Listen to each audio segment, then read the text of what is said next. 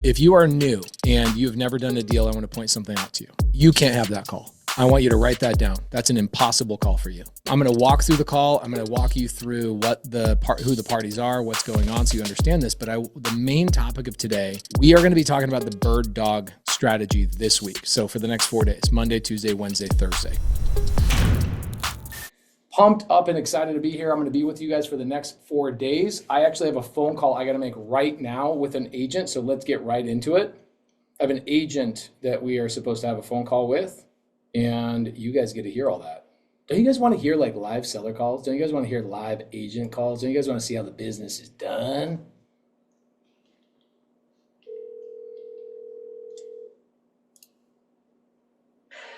Hi, this is Riley. Riley, what up? How you doing? It's Pace. What's going on, Pace? How are you? Good. Sorry I called a couple minutes late. I had like a audio issue. No worries. So catch me up to speed. What's going on with your client? So it's a friend of mine. Used to be really close friends with this couple years ago. Don't talk to them as much anymore, but long story short, they got divorced. As far as I know, the girl is still living in the house with their 2 kids, I believe. Saw a Facebook post today from her, this huge thing about how they're going to a foreclosure. It was going into a short sale at one point that got denied. She doesn't know what to do. She's trying to find a rental, but this has all crushed her credit, so she's having issues with that. So everything that kind of encompasses all of those things.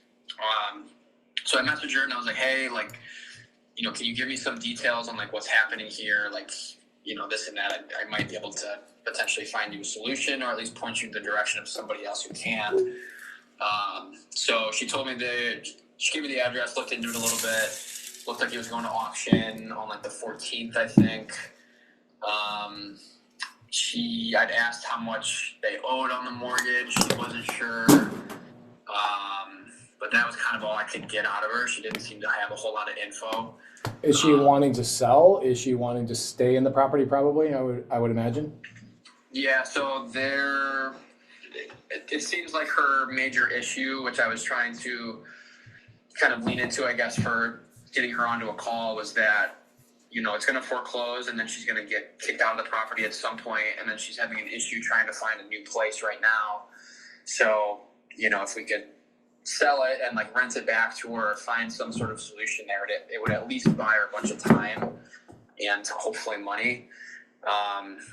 So I know they had the property listed for sale with a realtor for a while. I looked up, the listing. It was listed. It looks like it went on a contract after they had cut down the price a little bit, and then it was canceled. I don't know why exactly, but that was kind of all I could find on it. And then I know I was able to find that they bought it in 2021, conventional mortgage. I couldn't find the exact equity, so I don't know that. But I can't imagine it's a whole lot considering it wasn't that long ago. Yeah, but they got a good rate on it, probably. Right, exactly. So that was kind of, it seemed like it would be an easy thing for somebody to take SubTo. If they bought it in 2021, they're going to have it 2-3%. It's a $230K home they had bought it for. They were trying to sell it for $260. They bought it for $260. Had listed it at $278 initially. We're down to $225, probably with the short sale. So I'm maybe they've got $40K in equity in there somewhere. Okay. At most would be my guess. So she currently doesn't have an agent, is what it sounds like to me. It's not listed publicly anymore, so no, as far as I know. Okay, and she sounds like she didn't give you a lot of information. She did not, no. Okay, so she was standoffish, which means if you're calling her as an agent, either A, I don't want to go through an agent because agents suck, because obviously they didn't sell my house before. I hate agents, could be that, or it's you're a personal friend. Why are you calling me? I don't want you to know all my information. Yeah, I guess she really entertained it at first. So I messaged her, and I'll just read what she said. She said, "Hey, Riley, thank you for offering to do all this. I honestly feel like an idiot. I don't know what I'm doing. I don't really even understand this huge packet of paperwork, but if you don't mind, I can take a picture of everything and send it to you and look through it. All honesty, I know is, and I'm pretty sure the bank took custody, and I saw online it's for auction on the 14th. It's a lot of paperwork," and then she gave me the address. She sent me paperwork of, I kind of skimmed through it. It just looks like I don't even know. I could send it. It's just pre-foreclosure paperwork. It's dates with missed payments, a bunch of random things like that. And then I told her, okay, let me look into it. I'll let you know if I can find anything. She said, okay, thank you so much. And then that's when I'd asked her if she was available for a call today. She didn't respond to that. And then I asked again, like, hey, just making sure you're seeing this. And then her response to that was, hey, sorry, I'm just mentally not in the right state to talk today. She said, I appreciate you so much, but, I was doing this, this, and this. And she kind of gave me a handful of things that she was doing today and said her husband's not helping with it, who they're getting divorced with. And then she said, at the end of that, she said, I'm honestly not even interested in saving the house. It's trashed, holds so much trauma, and is in a terrible school district. I just don't know the best options for me. So with that, I kind of leaned into, a little bit of sympathy. Like, I know you guys are going through a lot. This is probably, not easy to deal with. Like, I hope you understand I'm here trying to help you. But, like, I would love to, like, just get you on the phone with somebody who can at least show you options to take. And then, it's your decision which route you want to go. Okay. So that was kind of where it ended. Okay, cool. So this is 100% a SubTo deal. Otherwise, the other agent would have already sold it, right? She doesn't sound like she really cares to keep the house. Right. She's got trauma. So it's like she's okay selling it, being done with it. Mm-hmm. I would say her biggest stress, which you already know and you've already attempted to address, is, and you're just going to continue to follow up. That's how you win this client, as you already know. It sounds like she's probably really stressed that she's going to lose the ability to be in a house that she's currently not having to make payments on, right? Like most foreclosure sellers, they look at a house they're not making a payment on just like money in the bank, right? It's kind of weird how the psychology works, but the psychology works is like, well, I'm at this house. My payment normally is $1,500 a month, but I'm not having to pay that. So that's as good as money in the bank. So what they do is they, like an ostrich with their head in the sand, they dig deep and they go, I'm going to try and stretch this savings account, which is not making my payment every month, saving me $1,500, moving expenses, first and last month security deposit. She's basically treating this house like, the longer I can draw this out, the more I can stretch out of the mortgage company, which I don't know. They're an ominous figure. I don't even know who the heck they are. So I don't really care about taking money out of their pocket. And so she's probably just trying to draw this out as much as humanly possible. So it's interesting, like she didn't even bite on your offer to say, hey, let's save the house from foreclosure, rent it back to you for a little bit. Maybe what you could do is you could send her a text and say, hey, I know a buyer that would buy the property and let you stay in the house for a couple of months for free, like no rent, no mortgage, nothing, give you more time with no money out of your pocket and help you find another spot. I bet that would get her over the edge. Okay. Sorry, let me write this down just before I forget it. So yeah, I'll mention I know a buyer who, would buy the house and allow you to live rent free for a couple months while you kind of figure out your situation. And, I'll say that a little bit better, I guess, than I just did. But, okay. So with, I guess when I first initiated this conversation with her, I've never done a SubTo deal, so I wasn't 100% sure the options to take, but I knew there was something there. The fact that it's going to foreclosure in 10 days, does that play a factor here with the timeline or anything, or how does that work? Yeah, I mean, we've got to get under contract and help her extend the foreclosure. So here's what we would do. We would use your state's real estate agent contract with SubTo addendums that I prepare, and we would halt or pause or extend the foreclosure to give her more time in the house. So she would basically get an extra 30 or 60 days before we close escrow. That I have to catch up those payments regardless, but it puts her in a situation where she has more breathing room. I could pause the foreclosure without a contract, but what I found is that these sellers, that when you go help them out of foreclosure and you give them an extra 60 days in the house and you pause the foreclosure, they don't want your help anymore. And they go back to being an ostrich with their head in the sand because they're like, well, I have no legal tie to you. You helped me for free and I didn't pay you. And they think the world owes them something right now. And she might be the nicest person in the world, but foreclosure just kind of alters people's mental state, as you already know. Mm-hmm. So I think what's going on is she probably is like, or what we need to do is get her under contract to say, hey, we're happy to extend the foreclosure, but we need to be under contract in order to do that. Technically, I can do it without a contract. But I don't want to go and do all this work and energy if you're not going to get paid and I'm not going to be able to buy a house. Like, she can go Google how to do it and try and figure it out on her own. But if she wants to work with us, I can get her an extra 60 days in the property just by having a contract on the house. And I go to the trustee, I go to the bank. My wife is the one that works with them and says, hey, we are actively buying the house. Here's our proof of funds. We are a credible buyer. We need an extra 60 days to close escrow, and the trustee will typically extend the auction one time, sometimes two, every once in a while. And then during that 60-day time frame, we open escrow and we close escrow, let's say during that 60-day time frame, and I could give her even another 2 months beyond that.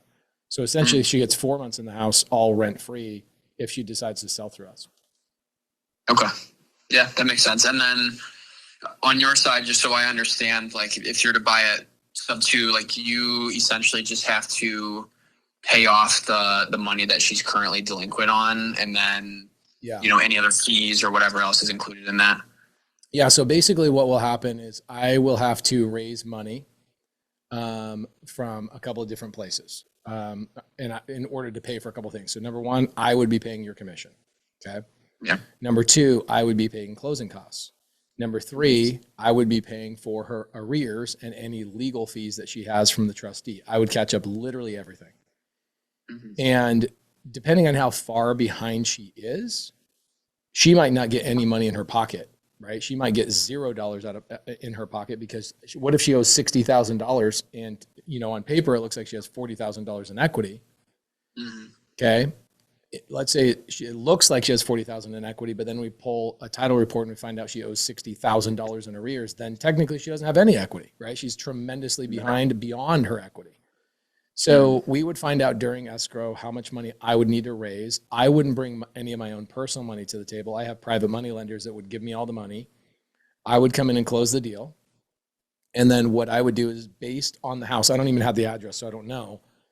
I could turn it into a co-living house. I could turn it into midterm rental. I could do a sober living, a battered women's shelter. I could do a variety of different strategies, but I don't determine the strategy I use. The house, the neighborhood, and how much money I'm into the strategy is what determines what I do with the house, if that makes sense.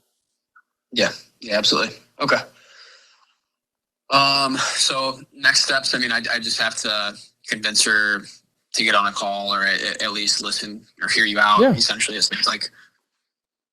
And what I usually do is, like, I could just tell her, hey, my buyer that does, helps other sellers of mine in these situations, he can get on a Zoom with you and explain what he does, send over an offer, and then you can, take a week or 2 weeks to think about it. Like, I'm no pressure. Like, I know at the end of the day, I'm the only option. Like, literally, this is why SubTo dominates, is because she has no other option. Well, she does. They're just really crappy options. She's either going to get foreclosed on, she's going to have to do a short sale, which I bet they already tried to do a short sale. Yeah, they already tried. Okay, she would also have to do a loan modification, which is, she's not in a position to do a loan modification. So the only option she has left is foreclosure or SubTo. That's it. Mm-hmm. And if she's like, I don't even want to save this house, it's junky. Say, perfect. You might as well have a triumph at the end of your divorce. Let me help you have a big win, and we can turn this house into, better memories for somebody else. But don't let him win. Turn it into like her husband versus her. Like, do not let her be spiteful and just let this house go, because she's going to look back in 2 years and go, gosh dang it, I let my emotions get the best of me, as you already know. Right. Okay. Cool. And then, sorry, last question, I think. With the auction being the 14th, do they have to have it under contract prior to that, right? Because once it goes to auction, that's pretty much there. Basically, here's what would happen. Like, my wife has saved foreclosures the day of the auction. Mm-hmm. But it's like throwing a Hail Mary pass. Like, why would we want to throw a Hail Mary pass when we could just go for a layup? You know what I'm saying? Yeah. So what I would do is tell her, hey, we need at least 3 days before your auction to save your house and give you an extra 60 days. So here's what typically happens in a foreclosure, okay? This is funny because I saw a district attorney in a state near me saying all these investors are taking advantage of sellers in foreclosure. I'm like, Yeah. no, it's interesting like how these sellers will go out of their way to put themselves in harm's way. Like this lady's like, oh, I'm emotional. I can't talk about my house. Yo, lady, you have a family. Like the foreclosure auction does not care about your feelings. They don't care about your freaking divorce. They don't care about any of your stuff. They're coming and they're coming like a freight train. They're going to kick you out of that house. An investor can give her an extra 60 days, but it's interesting. She'll put herself in bad situations. So here's what usually happens with all the foreclosure deals we work. They don't call you and say they're ready until 3 days before the auction. And so what I would expect is that you need to check in with her every day. And then magically, bro, this is exactly, I've been doing this for 12 years. There's never been a foreclosure seller any different than this.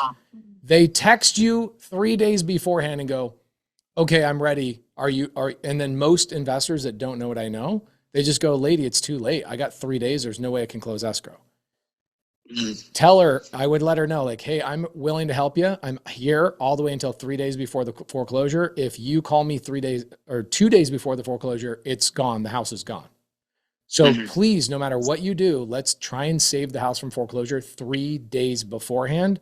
And I'm just going to check in on you every day. Please know I'm not trying to be annoying. I just want to be the guy that is here for you no matter what is going on. So you're going to follow up with her every day. Like what is today? August 4th. Okay. So you got, let's see, she's getting foreclosed on the 16th, you said? 14th. So 7 days. Okay. So in 7 days, that means she's got 4 days to get under contract with us in order for us to save her and give her an extra 60 days, if that makes sense. Yeah. So I would let her know, like a good text I would send her is like, hey, I talked to a buyer who can, give you an extra 2 to 4 months in the house, rent-free, mortgage-free, keep the foreclosure from hitting your credit. He's available for a call anytime, day or night. Just let me know when you're ready. I would say something like that. Then I would follow up like 5 minutes later and go, by the way, I have to be a pest. I'm going to follow up with you for the next 4 days until you tell me to stop. Okay. Like you got to just get her permission because you're going to have to follow up with her because she's emotional and she will not, like, I don't even know her, but I know foreclosure sellers like the back of my hand. Yeah. No, I mean, it all makes sense, right? I mean, it's not you don't get into this situation by dealing with things right away. So, that's a very amazing way of saying it because it's very, very true. You do not get in this situation, but So yeah. I'm here, bro. You send me a text anytime you're ready to get her on a call. You just send me a text and go, hey, she's ready for a call in 5 minutes. And either me or somebody on my team can get on a call, but hopefully it's me. I can walk her through everything. Okay, for sure. I will definitely keep you updated. Just reach out at this number then if anything comes up. Yeah, it's my cell. You can just shoot me a text or a voice memo or just call me. Okay, for sure. I really appreciate you taking the time. Anytime. By the way, there's probably, I'm not exaggerating, there's probably in your market 500 of these deals sitting around that you and I could do literally in the next 12 months. Yeah, I just saw, I'm in Illinois, so I just saw a stat like yesterday. Illinois was one of the top like 3 states, I think, in foreclosures right now for whatever reason. So yeah, I'm sure there's a bunch of them, but. Well, let's get through this one. Let's make some money together. I'll walk you through the process and you'll be able to identify other ones and we can just tee them up for me. I'll knock them down. For sure. Yeah. I like that idea. So yeah, we'll try to get this one done and then I'll let you know, if I hear anything from her. All right. Thank you, brother. Appreciate you. All right. Thanks, Face. Okay, have a good night. All right. Sorry about the audio issues, guys. I told you I had to like set up a whole new piece of equipment. I haven't been to this house in 2 months. And so I had to set up a new piece of equipment and the mic was not like calibrated. Okay. Did anybody enjoy that call? I know it was in and out, but did anybody enjoy that call? Okay. If you are new and you've never done a deal, I want to point something out to you. Okay. You can't have that call. I want you to write that down. That's an impossible call for you. That is an impossible call for you. I'm going to walk through the call. I'm going to walk you through who the parties are, what's going on so you understand this. But the main topic of today, we are going to be talking about the bird dog strategy this week. So for the next 4 days, Monday, Tuesday, Wednesday, Thursday, a couple of things. Yeah, there you go. Shahat. A couple of things that I want you guys to know is if I put you on that phone call, you'd get your butt kicked. Charles McDonald says another option could be bankruptcy. Do we want to put our sellers in bankruptcy, guys? Do we want to put our sellers in bankruptcy? Okay, here's another really good point. Some people go, I'm ready for that call. Guys, this is a woman going through a divorce that have little kids in her house. She has a foreclosure coming up in less than 10 days. She's going to get kicked out of her property. Is that something we should be testing and trying ourselves out on, or should we be seasoned before we have that call? Okay. It's not that you are not cool enough and you're not gutsy enough. It's that we're talking about real people here. And we're talking about real situations where these people on the other side of the phone don't know what I know. Even the agent. I want you to write that down too. Okay. I want you to write down, agents don't know as much as real estate investors. I want you to be very clear with this, is that you guys are afraid of talking to agents. Most agents have no clue what they're doing. Like, quite literally, 72% of real estate agents last year did not do one transaction. That's another stat you should write down. Why am I telling you that? Am I trying to beat up real estate agents? No, I'm trying for you to stop being afraid of those real estate agents and work with them and collaborate with them and understand your role in this world. Deborah Kirk says, I'm an agent. Perfect. Guys, a couple of things I want you to understand. If I talk about real estate agents, am I talking about you if you're an agent on here? Why is the answer no? Because you're here learning the stuff that those agents don't know. So can we separate for the next 4 years, or I'm sorry, 4 days, the next 4 days, that when I beat up the regular real estate agent world, that I'm not talking about any agents on this Zoom? Can we all get a yes that we agree with that? Because you get so many agents that are like, they get so sensitive. I've been a real estate agent for 30 years and I know things. Don't say mean things about agents. That's not nice. I'm not talking about you. I'm talking about the agents that don't want to learn this stuff. Okay. So let's go through this. I'm going to pause the side chat for a couple of minutes. Okay. And I want you guys to understand a couple of things. We are going to focus today. Okay. We got 4 days together. Day one is what I'm about to tell you. Day 2, day 3, and day 4. We're going to hang out for the next 4 days. We start on time every time. Today, I was here 5 minutes early. The problem is I had an audio malfunction, as you guys could see. So I had Carly start on time. I will start on time every day. So that's number one. Number two, Pace, is this being recorded? No, I am not recording this. I will not email this to you. I learned that me sending you replays is a waste of your time. You're not going to watch the replay, and you're definitely not going to give it the attention it deserves. So I'm going to give you guys live training. It will be thrown away later, and I'll do another training in a month. That's it. Pace, is this going to be recorded? I've already answered that question. The answer is no. So when you see somebody say, is this being recorded? Say, no, he wants us to pay attention to the stuff on that's going on. I'll give you a good example. When I say the word and I'm slow and I'm moving from here to here to here, when you're live, you're okay with that. When you're not live, you're like, oh, annoying. I'm going to go watch something else. And you'll deviate from the training. So I've just learned that nobody watches the replay with any intentionality. And there's no reason to give a replay. Okay. Number 3, if I have the side chat going, we need to agree over the next 4 days that I will not tolerate any self-promotion. I will not tolerate you talking about a event you have coming up, or your YouTube channel, your Instagram, or your Blink. This is for you guys to learn. You guys, for the most part, are not in my community. Okay. My free Facebook group is not my community. That is a Facebook group. That is where free value goes. We are happy to pour content in there, whatever else. If you are in my community, you will know the difference between these Zooms that we're doing to the free people and the Zooms that we do privately inside of our SubTo community. It is dramatically different. I want you guys connecting in our SubTo community. I want you guys hanging out with each other. Why?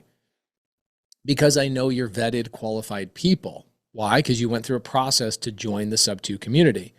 If you guys are in here sharing contact information, we've had people come into these free Zooms and scam people. They click a link, they get kicked out, and then people come in and sue me and go, I met this person, he took $10,000 from me, and I met him from your community. I'm like, My community, what are you talking about? And then we find out through this lawsuit that it was from a free challenge, like the bird dog challenge. Somebody came on a free link and they scammed somebody in the side chat. So I will not tolerate putting links in the side chat. 0, 0, 0 toleration.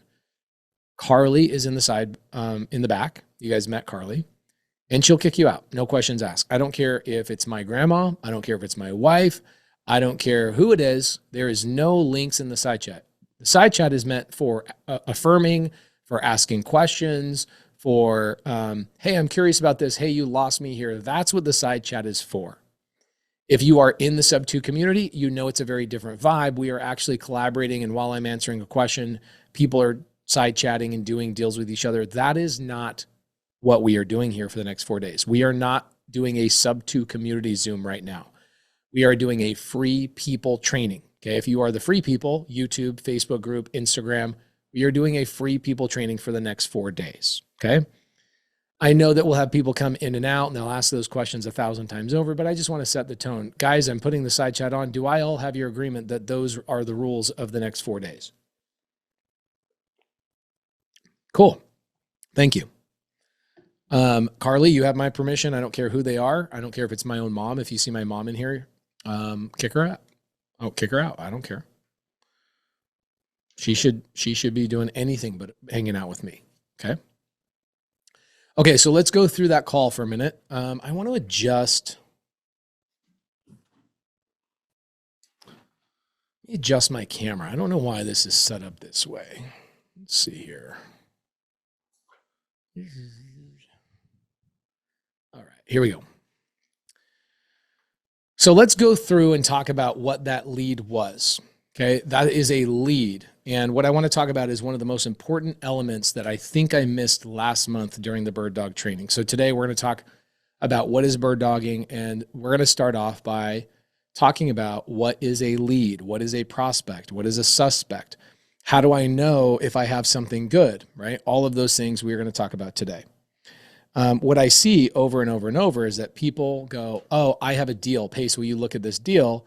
Just to find out that you don't even have a deal. You've never talked to the people. You are calling a lead a deal, or you're calling a Zillow address a deal. Okay. James says, will this be able to have access in the SubTo vault? I have to work Wednesday. Yes. Anybody in SubTo, we will make sure this recording is available for you. Okay. Man, y'all be asking questions. I'm going to put the side chat on pause. I need to get my Apple Pencil. Bear with me. I will be gone for 30 seconds. My kids came down here and messed with my stuff. I need my Apple Pencil. I'll be right back.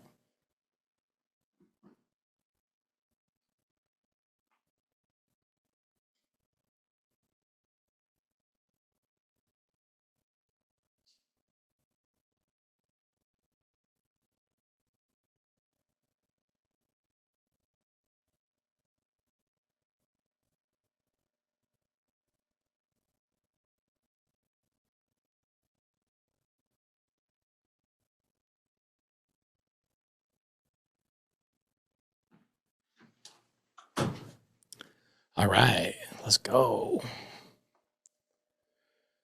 All right, so what you guys just experienced was a call with a real estate agent, okay? Real estate agent, and it's an off-market opportunity, which is interesting. So we're going to talk about on-market, off-market. We're going to talk about all the things today. All right, guys?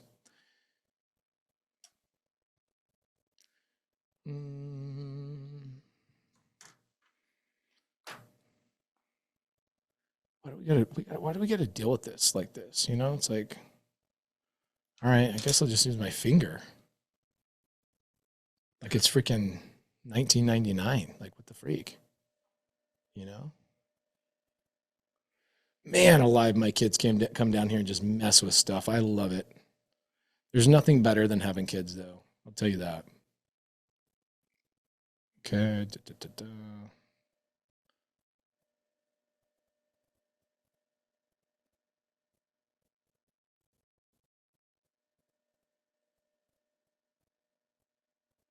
There we go.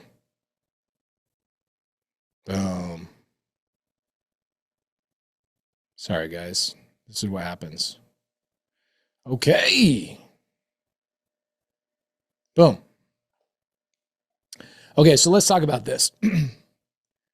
Couple of things that you guys need to understand right out of the gate is that was a lead from a real estate agent. So we've got a seller that is currently living in the house. Every deal, I want you to write down and remember this for the rest of this 4-day training.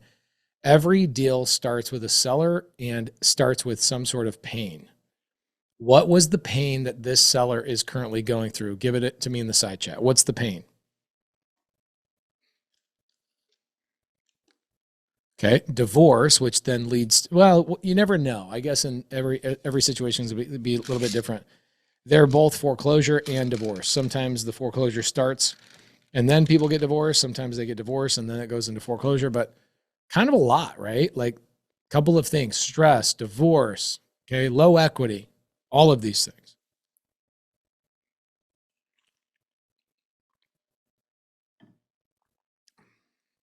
So it's quite a bit, right? There's a lot.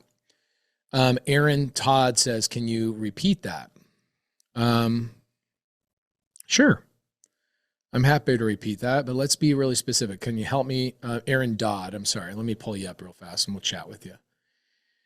Aaron Dodd. I'm going to pull you up. I'm going to unmute you. So Aaron Dodd, get ready, bro. Aaron Dodd, where did I miss you, brother? Where did I miss you? Or lose So you? what you said in the beginning about every dealer starts with, and I Okay, so didn't get the rest of that. okay, cool. Hang with me for a second. You see this thing on the screen right here? Every deal starts with a seller. Oh, okay. Okay, a business, right? You see a lot of people buying businesses nowadays. A lot of my students buy businesses. Every deal starts with a seller of that business. Every fix and flip you've ever seen starts with a seller deciding to sell. Every car that gets bought starts with the seller that decided to sell that car. The problem is a lot of new people forget that and they lose sight of where these deals come from. So I'm explaining to you where these deals come from so I can explain to you also the parties that are involved and how at some point you can make a determination of where you fit in. Does that make sense? Yes. Cool. All right. Ray Shambry, I want you to understand, guys, I'm going to give you guys some tips, okay? I'm going to give you guys a couple of tips. You guys will have a really hard time being newbies because what ends up happening is that you guys will ask questions that are so far off base from the topic that you're going to just type in side chat questions. Ray Shambry, how you doing?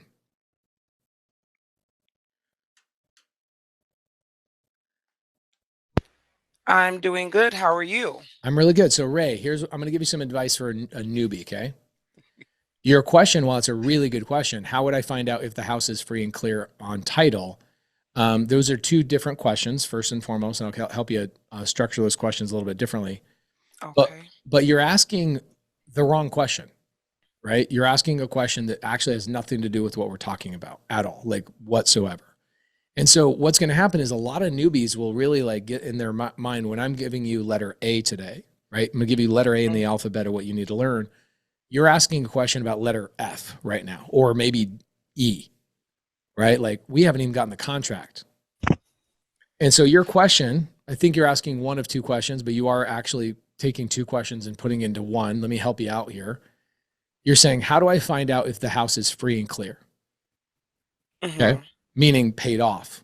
Okay. I don't know if that's what you meant by your question. You could have meant this next question, which is a completely different question, which is, how do we find out if the house has clear title? Clear title and house being free and clear are two completely different things. A house being free and clear means that the seller doesn't owe any money on it, right? It's paid off free and clear. A house having clear title means that there's no liens, there's no lawsuits, there's no child support liens, there's no IRS liens, there's no issues. The seller actually owns the property. Do you see how those are completely two different questions? Yes, sir, I do. And I do believe, I guess just from listening to the call that you did earlier with the agent, I guess for me, I was just curious as to know, um, you know, for her to be in the situation she's in Mm-hmm. and you're able to help her and say that, she can stay in the property 2 months rent free. Yeah. What if you find out once you do this, what if you find out that, maybe there's a lien on the property? Like, are you still going to be able to help her and do that? or is that going to create an issue? I think that's where I was trying to get to as Cool. far as Great, asking that great question. question. So this goes into my advice for all of you newbies. Okay. Everybody in here is new. Ray, I can tell you've never done a deal before. How can I tell?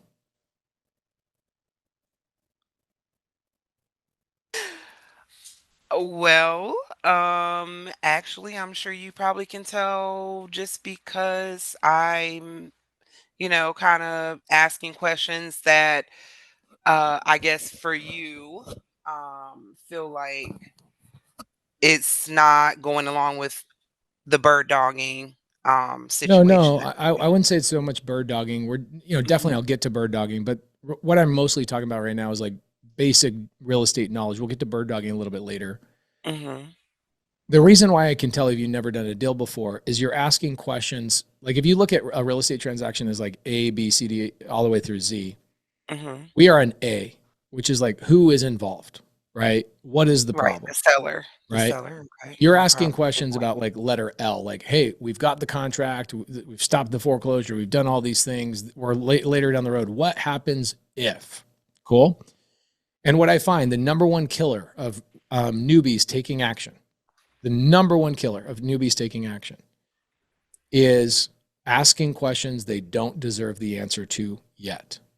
Because we find these things out when we take action. Now, I know why you're asking the question, and I appreciate you're asking a question. I want you to continue to ask the question, but it helps you restructure. Like as you guys are going into the real estate world or buying businesses or lending money or whatever it is that you want to do entrepreneurial, I Mhm, see most newbies get stuck in analysis paralysis by asking questions that are so far down the line that all it does is it creates this big mountain of questions in front of them of the what ifs, and then it gets them stuck. So I will happily answer the question for you, but I'm going to give you guys some really good advice through the next 4 days. Okay. By the way, how many okay. people resonate with that? That you're like, yeah, that's me. I literally will just ask every question under the sun. I don't know what question I should be asking. And what happens, a lot of people that I'm in these 4-day challenges, I remember being in your situation too, Ray, and you actually probably know more than I do when I got my first deal, which is awesome. Mhm, So kudos to you. Super proud of you for even knowing how to ask that question. okay. So definitely not a criticism. I want you to understand that. Yes, I appreciate it. Yeah, for sure. What I would give you guys advice as is the number one thing you should know before you ask a question is who are all the parties involved in a real estate transaction? What are their roles? Then you start asking questions as it pertains to the person. Okay. So for example, you'll say, okay, I see what that person's job is in this role, which I will show you through my finger painting here in a second. And Ray, you're going to Mhm. hang out with me for the next little bit. I'm gonna be here pace, for the next 4 days. I am looking to bird dog and get some deals closed. I Right on. have been working with people, but it's just the buyers that they've brought Ray, to Ray, me. Yeah. Ray, I didn't ask that question. Okay. All right. Yes, I'm You gonna are hang too out. smart for your own good. I'm gonna hang out, definitely. Cool. So the reason I'm asked that question is because I want to keep you up here with me for like 20 minutes, if you're okay with that. That's fine. Cool. I'm here. So let me answer this question first, and then I'm going to jump back Okay. to the parties involved. And if you understand the parties involved in a real estate transaction, it will take your it's one of those things where, where do you live, Ray? I live in Fayetteville, Georgia. Hell yeah. Okay. Georgia's awesome. So Yeah. when you come home from a trip, right, you fly in, you don't need GPS to get to your house, correct? Nope. I Cool. go from Hartsville right to Fayetteville. I know how to get there, point A to point B In to fact, C. you could even meander through the streets and still find your way home because you know the area, right? Yes. Cool. That's what I want you to walk away with today regarding the structure of a real estate transaction. I want you to go, oh, I totally get it. And if somebody else came to Fayetteville, they're going to have to punch in their GPS because they're kind of lost and they have to keep looking down, keep looking down, keep looking down, keep looking down. Mhm. You probably don't even value the knowledge you have around your own town because it's now just commonplace for you. So it's not that magical for you. But you give that knowledge to somebody that doesn't know Fayetteville and they have to find an address and they're stuck and they're driving around and they're doing the thing. That knowledge is everything in that moment, right? Mhm. The knowledge I'm going to give to you today will be basically that powerful. It will be powerful in the moment you learn it, but the second you learn it, It will now become commonplace knowledge to you, but it will help you ask really, really good questions.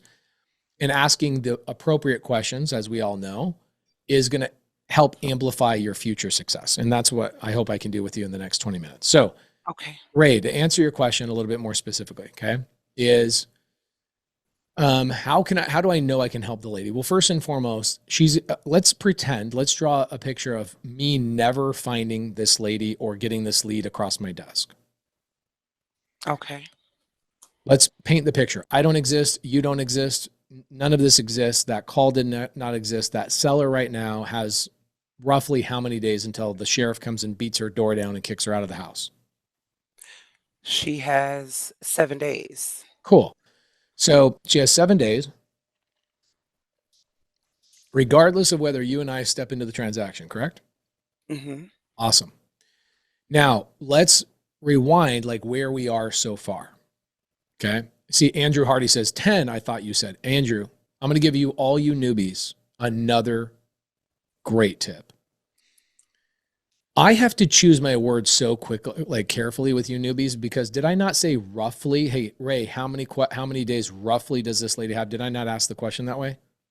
Yes, you did. Okay. And I said 7. Yeah, you did a great job because you didn't get into the black and white. You're like, it didn't matter if it's 7 or 8 or 9 or 10 or 11. Pace asked roughly, right? Right. What did the knucklehead in the side chat say? Well, I thought it was 10 days.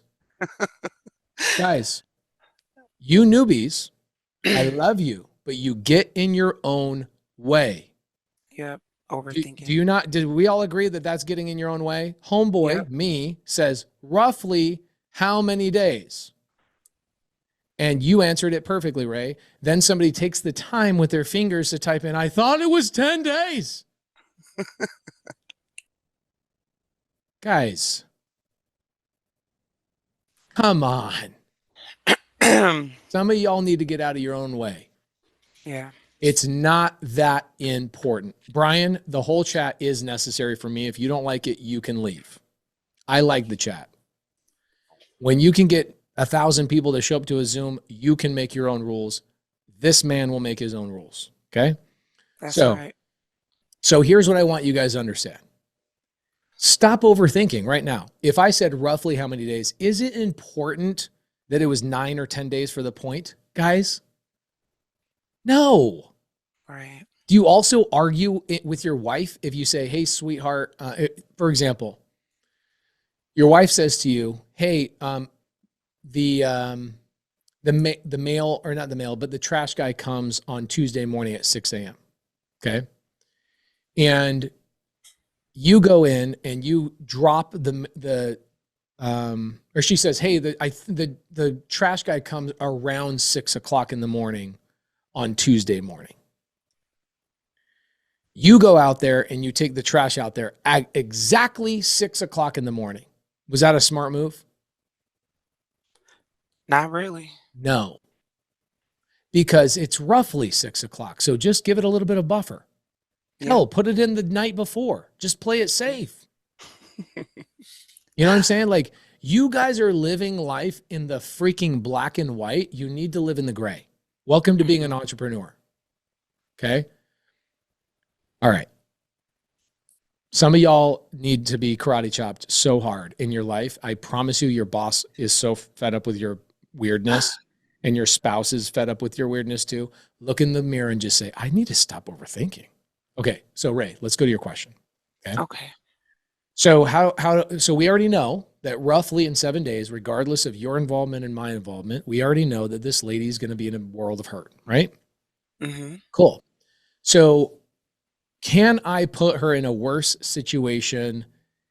Yes, I definitely can. I can add stress to her. I can give her a game plan and she relies on that game plan, and then I pull back because something changes and all of a sudden she's like, I plan on that game plan. Definitely something like that could happen. Okay. Mm-hmm. And so what I do when I open up these transactions is I go to the seller and I say, hey, here's an option I have for you. You are going to lose your house in 7 days. Let's recap everything that's happened before I got here. And by the way, I will recap it to the seller. You'll hear me do it. Hopefully the seller calls us back in the next couple of days. That'd be fun to hear the culmination of that. Yes. I will have an upfront conversation with her. Hey, seller, I don't even know her name. I don't even know the address. Not important. Another thing newbies do is they obsess over addresses. They sit there on what do you call that stupid website? Zillow all day long thinking they're actually doing real estate. They're not. Nobody making millions of dollars in real estate is on Zillow, just so you guys know. Delete that app, Right. get it off your phone. Stupid waste of your time. Okay. So I don't know the seller's name. I don't know the address. I don't even know the city. That's not important to me. What's important to me is there a place in this real estate transaction that I could provide value? I'm on a fact-finding mission right now with that agent. Can I provide value? Who's the parties? What's gone on? What's happened so far? Cool. Here's what's happened so far that I picked up from this call, and you probably did too, Ray. This seller's going through a divorce. Do we know when the divorce started? Of course not. Not super important to this. Might become important later down the road. We know they're in divorce. We also know they're in foreclosure. We also know the lady's super emotional. And the most important part that I love about this, that helps me structure what I say to the seller when I inevitably talk to her, is I already know she tried to hire a real estate agent. And what happened in that situation, Ray? What actually happened in that situation is that she kept turning them down. Is that correct? The agent could not sell her house for 6 months on the market. Okay. Okay. So the agent I spoke to alluded to that. Not alluded, he was actually very specific. This seller that he's talking about has already been under contract with another real estate agent. That real estate agent for half of a year could not sell the house. What is that called? That's called an expired listing. Okay. We'll talk about that more on day 2 or 3. Okay. So I already know that some other agent who doesn't know creative finance wasted half a year of their life and let this lady go right back into auction and walked away from the transaction. Okay. Right. The seller probably, I know this because I've been in these real estate transactions too many times. The seller probably blames the agent. This stupid agent couldn't sell my house. Okay. But the reality is she's right. That agent is dumb, uneducated, and only uses traditional real estate. That's like playing a whole entire golf match against Tiger Woods, only using a putter. He's got a driver, he's got a wedge, he's got irons, he's got every tool imaginable, and you're playing with a freaking putter trying to beat the world's best. When you're using creative finance like SubTo or seller finance, you can solve way more problems, and you're playing with a whole bag of golf clubs. This agent who was representing that seller before didn't know what they were doing, was hoping the house would sell in the traditional market, and it obviously didn't. Okay. Yeah. So Matthew says, well, the agent probably brought all the information to the seller also. Yeah. Because the agent doesn't know creative finance. Exactly. Okay. Guys, if you're a real estate agent, it's okay to admit that most of your colleagues are stupid. It's okay. Okay. Just like most of you guys, whatever job you go to, you guys go hang out with the people at your job. And you're like, man, most of these people are pretty dumb. I don't even know how they keep a job here. Anybody feel that way about your job? You're like, how the hell do half these people even stay employed? Welcome to real estate. Agents are no different than anything else. Okay. So they're uneducated. They've been in the game for 10, 15 years. They've run in these situations. They don't even know what they don't know. Okay. All right, cool. So she's already fired a real estate agent. We know that. She's already tried to sell a house for 6 months. We already know that. Cool. Do I even want you guys to necessarily learn all of these things? No. In the very beginning in your bird dog transactions, you don't need to know really any of this stuff. And that's part of the training I want to cover today is like, I train all my SubTo members on everything I'm telling you, but it's a little bit more advanced. I want them to do some bird dog deals and then start elevating to the higher level stuff so you can handle those calls, right? So this lady is going to get foreclosed on in 4 days. She's emotionally distraught over it. Cool. So I'm going to call her up and I'm going to say, hey, let's say her name's Kimberly. Hey, Kimberly, my name's Pace, and I understand you've already hired a real estate agent. You're going through a divorce. You are going to lose your house in a couple of days. I feel for you. I'm so sorry you're in this situation. And I, give her empathy. I pretend like it's not her fault. It is her fault because everything in our life is our fault, right? But I'm not going to say that. I'm going to say, oh, it's everybody else's fault. That agent was silly and they didn't sell your house. And I'm going to give her empathy and make her feel great and build rapport. And I'm going to say, I don't know 100% that I can help you, but I know my strategy can help you as long as there's no big problems on the house. So here's our steps. Okay. You see, I'm giving an upfront contract. Yep. Cool. So verbally, Ray, you've had relationships in your life, right? Yeah, Spousal or boyfriend or girlfriend situations. just kid's father. That's Okay, it. I cool. have 2 children. They're grown. So Okay, got it. If you could jump into a time machine and go back into the first conversation you ever had with that guy, would you have said some things that you were not able to tolerate and you wish you had that conversation? sure, definitely. Cool. So I try and do that in every part of my life. I do upfront conversations. My wife, for example, we've been together 16 years. On our first date, this is what I told her, literally before the food even came. If you don't like workaholics, I'm not the man for you. If you are not interested in getting married, I am not the man for you. If you are not interested in having more children, I am not the man for you. If you are afraid of marrying a Mormon guy that will go and die of a heart attack from working his guts out, and I will have zero balance in my life because I love to work, I'm not the guy for you. If you have a Okay. jealous bone in your body, me having friends or me hiring cute women to work at the front desk of my organization, I will have cute women that work at the organization in my organization because women like cute women and men like cute women. And I want to have customers that are happy when they walk into my office. If you're not okay with that, I suggest we don't go on a second date. All right. She says, dude, the food hasn't even shown up. Okay. But that's how I live my life. I don't want to deal with these. I have a buddy has a divorce. He's a divorce attorney. He says the number one reason why people get divorced is because of unspoken expectations. Yes, I believe that. Right. Like there's times where you are with your kid's dad and you're like, why can't this guy just do what I want him to do? Meanwhile, you never really articulated everything to him in a way that he could understand. Right. None of us have, right? We need to figure out how to communicate with the other party. So upfront conversations are critical in not just real estate, but also in every aspect of our life. So this is not a new concept. It's just amazing that nobody does it.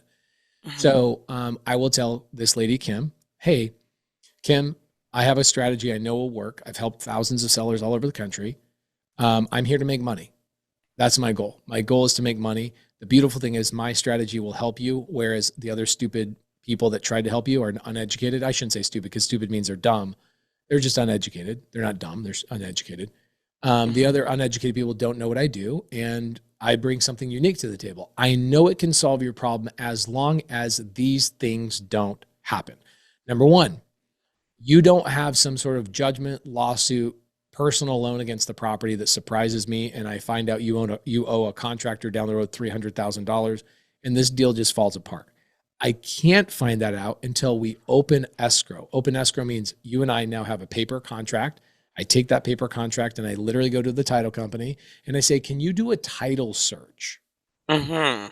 Okay. They are going to do a title search, which takes about 2 to 3 hours if I spend money on a rush. It's going to come back and tell me if the property is clean or if you just are behind on your payments. I also don't know how far behind on your payments you are. You, Kim, are going to tell me you think you're behind $22,000. The reality is how much you think you're behind and how much the trustee thinks you're behind are completely two different numbers. So we're going to find out the truth of how much is owed. And I still have to make a determination of whether this is still a good deal for me or not based on the new information that you, your agent, and myself do not currently have. Okay. Okay. She will then say, okay, well, then what? And I go, then we're going to have another conversation. Even though under contract, I am going to come back to you and say, based on this new information that you didn't have, your agent didn't have, and I definitely didn't have, we need to change the structure of this agreement.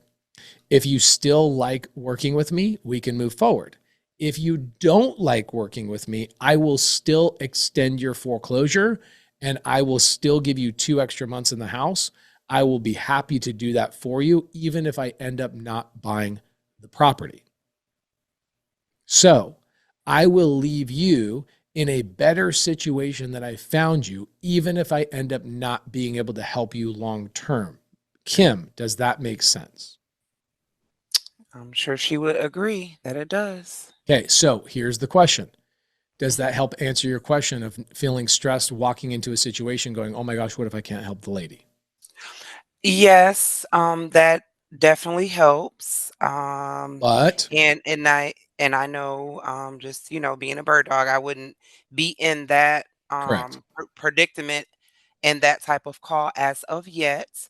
But However, Ray, I'm looking why to is this helpful for a bird dog to know? Couple of reasons. One, because you don't have to do any of that work, as you're alluding right. to. But Mhm. two, when your wholesaler makes $22,000 and you make 3 or 5 or 10 or 15, should we be upset at our wholesaler that made more money than we did as a bird dog? No, No, because they knew all this information, right? They knew how to exactly. negotiate this. They knew things you didn't know. And so the bird dog actually deserves to make less money than the wholesaler who brought the deal, as you already know. So I think it's important for people to understand how hard it is to be the wholesaler and understand the things that I'm currently articulating. Yes, exactly. Because the wholesaler is gonna be, and I've taken notes from all of your challenges that I've been a part of. So I know that the first person that's gonna be A to B is gonna be the seller to the agent. Yep. And after that, it's gonna be the wholesaler, which is B. Yep. And then C would be myself, the bird dog. Right. Wait a minute. Did I write that right? A, B, C, could be, depends on the situation. So Okay, let's C walk to through it D. real Nope. fast. C to D would be the person that actually that is the buyer. And Could I be. would, It depends. okay, go ahead. Let's go through it. Okay. Every deal starts with what? Every deal starts With with the a seller. seller, right? Cool. Hmm. I know that's stupid, but it's helpful, I think. Yeah. Right. Because I think when you understand where a deal came from, it really helps you understand, like, oh man, this is a cool business. We get to make money, but also help people. So is Yes. this lady in pain? Yes or no, everybody in the side chat? Is this lady in pain? Okay. A lot, actually. Right. So this is another really important thing for you guys to understand. Can I just beat on newbies for just a minute? Y'all are crazy. Y'all will send me a link on Zillow and be like, hey, Pace, I found a deal. Will you buy this from me? I'm like, is it under contract? They don't even know. And I go, what's going on with the seller? Oh, I don't know. I haven't talked to him. Then why are you? Yeah, Isaiah says, I'm guilty of the Zillow link sending. At It least he's happens. honest. It That's happens to great. me every single day. And then people that are like kind of entitled, right? They grew up in a family where it was okay to complain. They're like, why haven't you bought a deal from me? I'm like, first off, you don't know the difference between suspect, prospect, lead, deal, contract.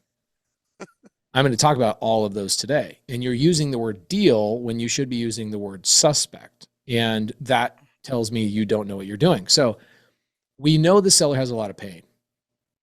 Why am I so good on the phone? Ray, I'm going to give you a great one.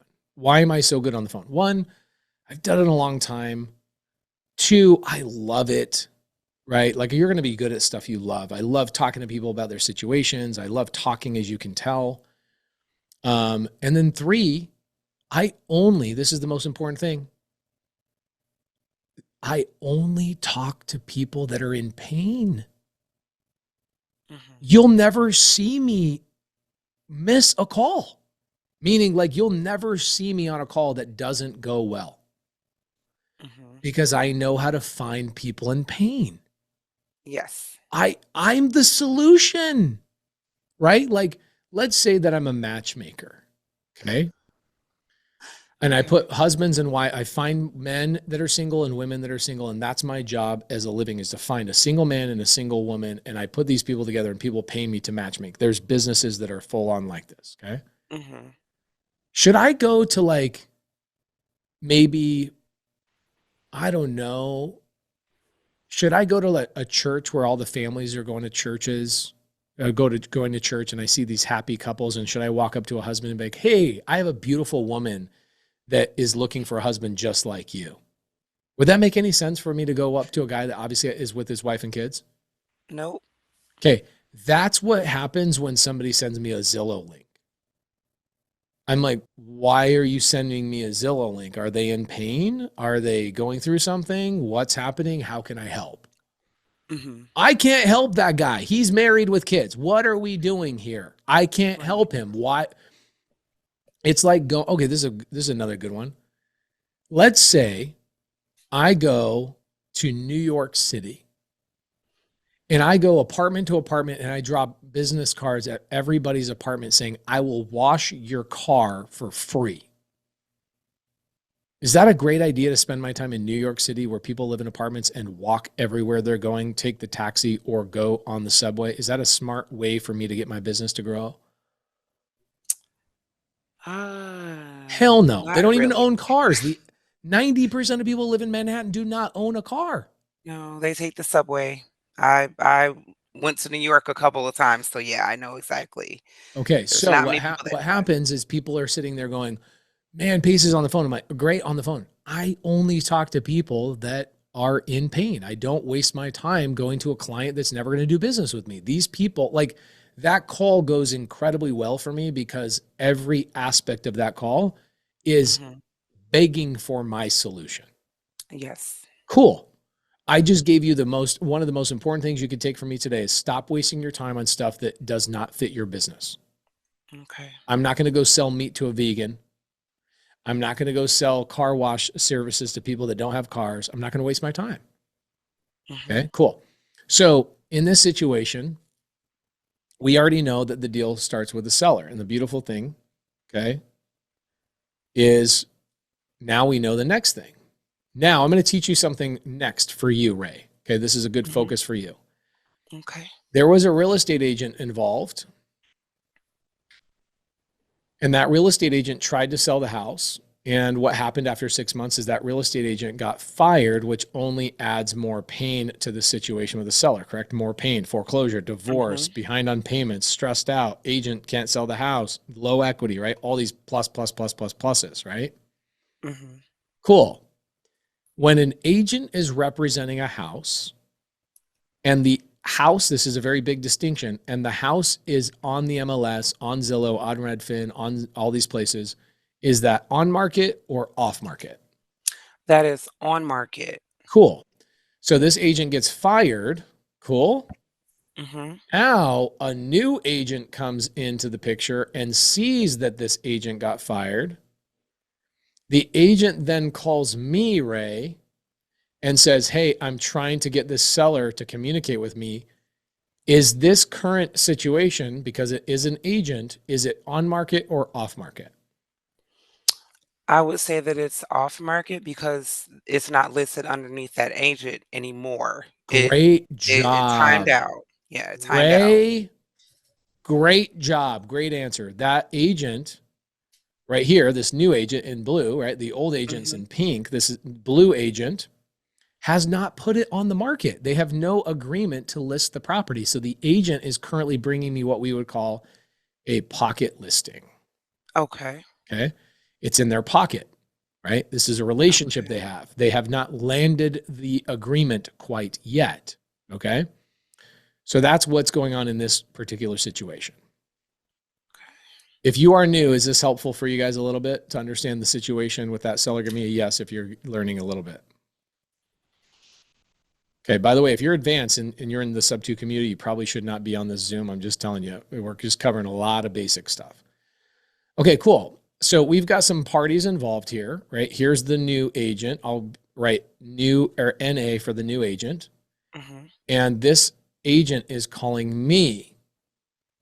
Okay, awesome. So these Okay. are the current parties involved in the transaction. If this agent right here gets this seller to agree to a listing, then this would be party A and party B. Okay. Okay. All They would right. be in what we call a listing agreement. Okay. Listing agreement. Cool. Yep. And the average real estate agent has 6 months in a listing agreement before they get automatically fired. Okay. 6 months to close that. All right. Orion Leto says, are agents legally able to bring creative finance to the table, or are they not allowed to do so in their profession? Mhm. Every single state and over 29 countries in the world are legal to do creative finance, and they actually teach it in continued education. So I want you to write Mm. something down, Ryan. Every real estate agent in the United States is required to take a specific amount of hours of continued education to keep their license active. Guess what classes they are required to take, but they skip over. They have their brother take the classes, or their sister take the classes, or their wife or their husband take the classes, or they hire a virtual assistant to take the classes and they actually never take them. Creative finance.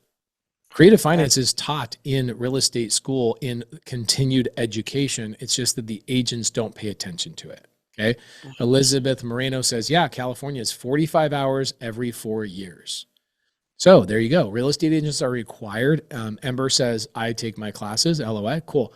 Ember, do you agree that, or Amber, I think is maybe how I say it. Amber, do you agree that your colleagues, your other real estate agents, most of them actually don't take their classes themselves? Can I get a yes?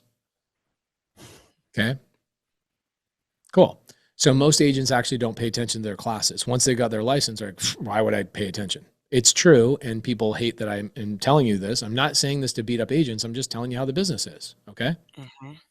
Cool. Now, this is what's currently going on with the house that we're talking about. I am actively involved in trying to help this agent. Do I have the address? Yes or no? No. Do I care about the address right now? Yes or no? No. Why not? Because you would like to just go ahead and help her with her pain point. So that at this very moment is not gonna, change anything either way. I feel like you just want to be able to be a help of her to her, excuse me, so that way she can, have some peace of mind, so to speak. Since you're willing to let her stay in the property for the 2 to 3 months or however long, so that way she can kind of get her bearings again, from being shaken up with all the things that she's got going on. So I feel Cool. like that right now it's not really important. It's just about getting her to say yes to the agent, so that way you guys can go ahead and step in and help her as best as you possibly can. So Okay, cool. So I just go I'm just a little bit different than most, mhm, probably.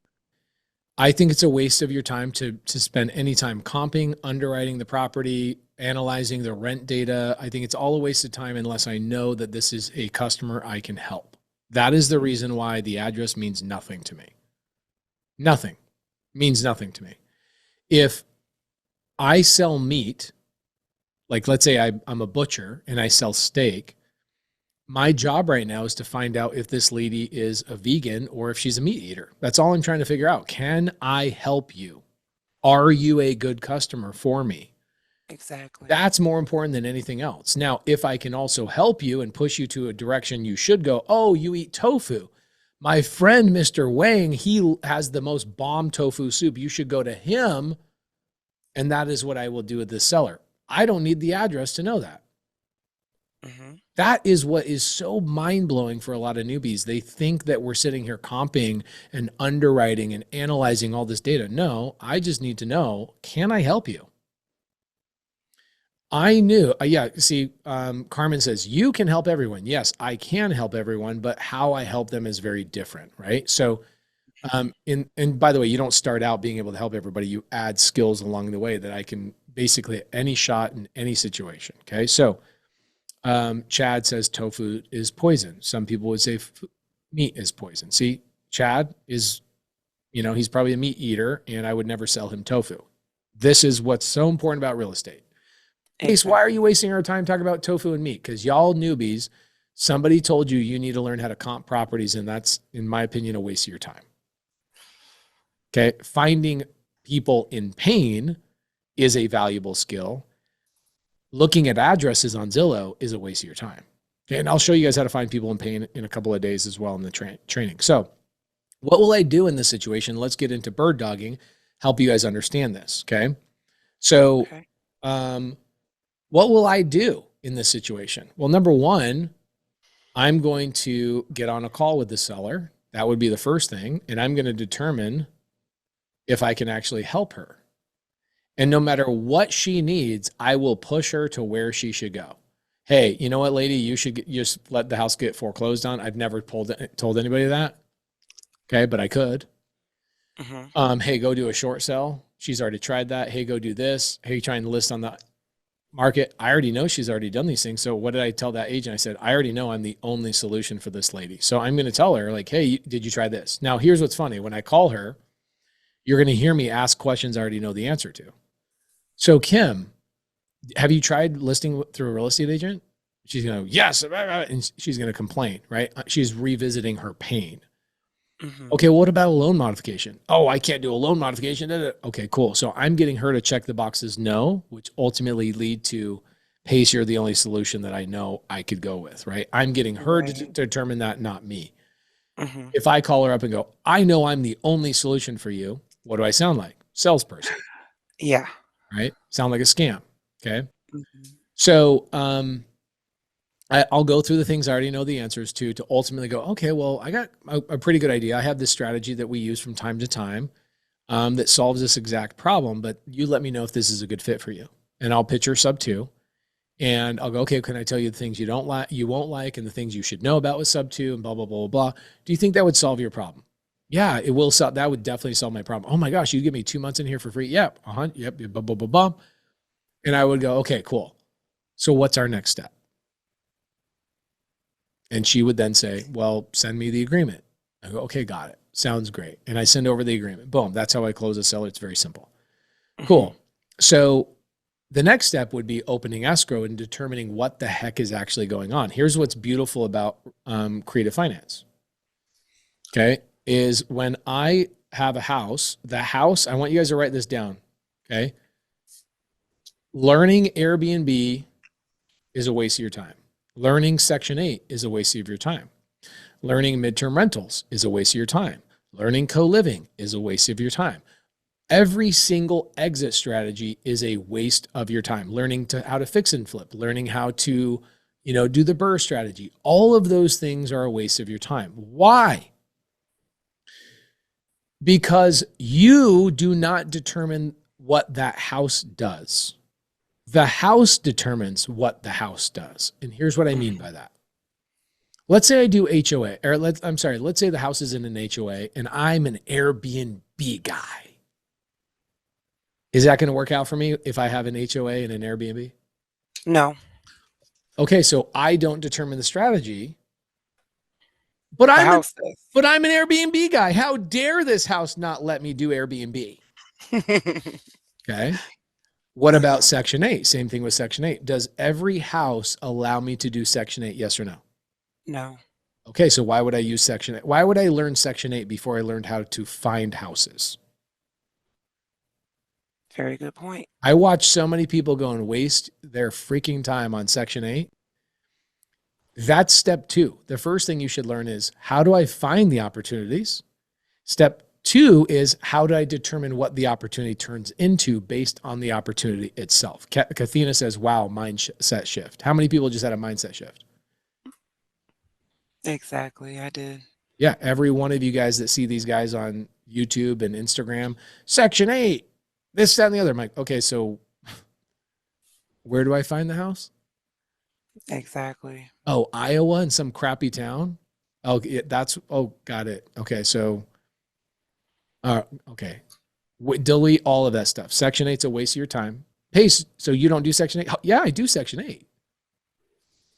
But I find the house and then I determine where it should go in the categories. I do everything, to be honest.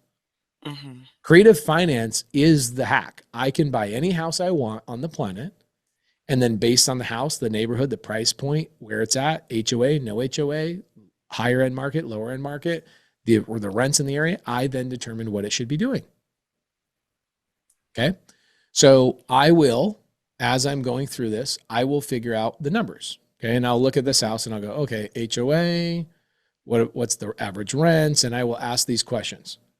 I'll probably turn it into a co-living if it's not an HOA. If it is an HOA, I might turn it into a wrap. Okay, a lot of you guys are not in the SubTo community, so you don't know what either one of these are, but we teach Section 8, we teach midterm rental. If I teach you how to find houses and negotiate them, then don't you think I show you exactly what to do with the house once you get under contract? Mm-hmm. Learn how to find deals, then the deal will tell you what it wants. The house will tell you what it wants. You don't tell the house what you want. Crazy, crazy, crazy, crazy Mm-hmm. to think about. Okay. So by the way, every one of those guys that sell an Airbnb course or a Section 8 course, most of them are my friends, and I tell them you're wasting your client's time if they don't know how to find houses. It's interesting to me. I'll go to their Section 8 or their Airbnb conferences and I'll speak on stage on how to find deals. I'm like, what do you mean your people don't know how to find deals? Well, no, we talk about how to manage the Airbnb and what wallpaper to choose and how to make the backsplash pretty and how to manage it and how to take great photos. I'm like, but they don't have any deals, dude. What are you teaching them any of that stuff for? Do we not agree letters A through Z, kind of what I talked about earlier with you, Ray? Why are you asking a letter L question when you haven't even covered letter A?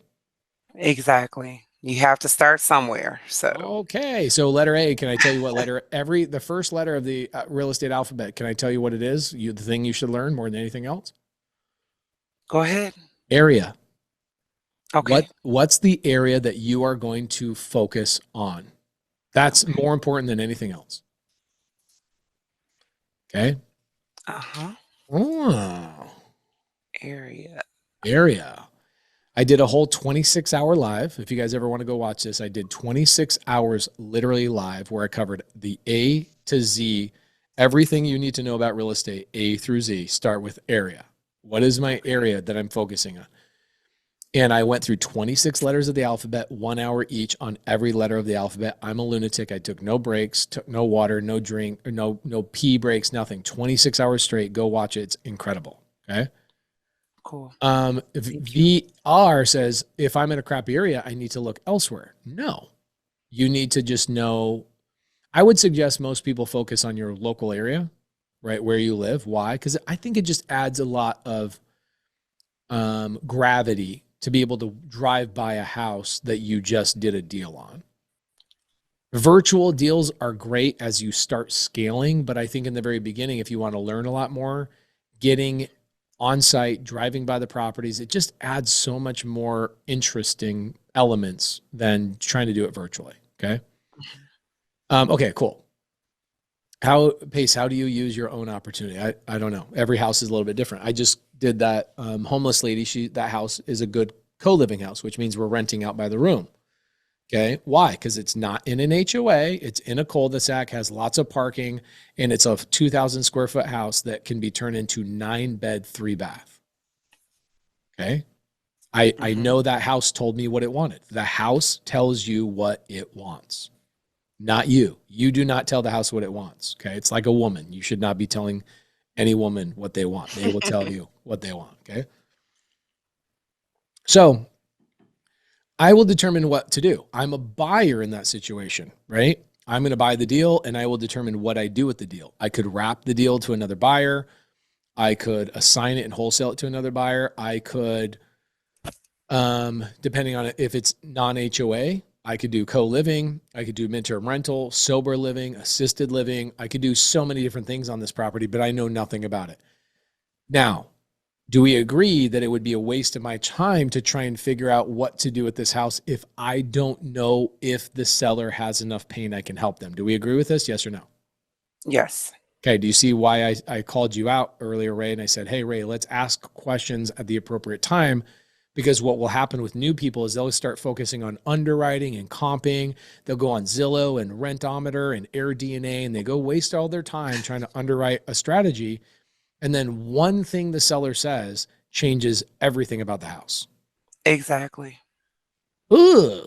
Okay. So Right. like all of you guys should delete the spreadsheets, delete the comping tools, delete all of that stuff if you don't know how to have those conversations. Cool. Now, how many of you guys feel like this is overwhelming? It's a lot of information. Like, wow, this is a freaking ton of stuff. And I'm actually talking in elementary terms. I'm going very slow. Okay. Camilla says a little bit. Cool. Cool. So let's cover a couple of things. Would we call this that I'm currently dealing with right now? Would we call this a lead? Would we call this a prospect, a suspect, a contract, or a deal? Well, I don't know. Let's go through the definition of each one of those words real fast, okay?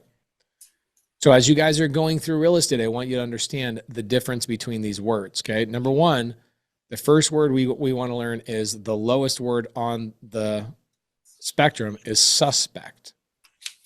Suspect. That's the lowest form, which means you saw it on Zillow. You suspect there's an opportunity there, but you've done zero prospecting, meaning you haven't dug in deep to find out if they have any pain. So this is like an ugly house on the side of the road. Mm-hmm. It's not a lead. Sharon says it's the lead. No, that's not a lead. This is definitely not a lead. Okay. So when people send me a Zillow link, okay, Irene says, Pace, you are going my pace. No problem. Happy to do that. How many people like it when I go a little bit slower? We've already lost like 40 people because they're probably SubTo students. They're more advanced. They're like, I thought Pace was going to go fast like he does in our trainings. Nope, I'm going slow today. Okay. All right. So people that send me a Zillow lead and they go, hey, I got a deal. What? When we as real estate investors hear you say you have a deal, we assume you've already called, negotiated, followed up, got it under contract, and it's at such a good price that somebody would buy it. That is what we call a deal. Okay? A suspect is very, very far from that. A suspect is, it's an ugly house. Okay? The number one suspect I run into, Ray, this is an interesting one. Mm-hmm. People come to me with their stupid family's houses. I have a cousin my cousin has 3 eyes and 3 nipples. He has a house that's really ugly and it needs a paint job. What do you think we should do with it? Nothing. What's his pain point? What's his pain point? Oh, I don't know. He has 3 eyeballs and 3 nipples. Okay, well, some people are into that. He might not have pain. He might have gain. Some girls are into that. I don't know. Yikes. So why do you think that that's a good? Well, it's a house. Okay, so you suspect that he might want to sell to you. Cool. Is he going to sell at a discount? Oh no, he definitely wouldn't sell at a discount. So why would we waste our time on this? Mm-hmm. You just told me the guy eats tofu and I sell meat. Why are we wasting our time having this conversation? Right. Okay. Natasha Maxwell says, Pace, I just joined SubTo last week. Should I be here? If you are in SubTo, understand that this is a free Zoom for non-SubTo members. If you are in SubTo and you feel like, hey, I just joined SubTo 2 days ago, and you have not gone through all of the training and hung out with me and gone to meetups and done all the fun things we do together, come in here and just take notes. This is just beginner knowledge, okay? So anybody and everybody is welcome here today, okay? Just know in SubTo we have way more advanced, amazing training. So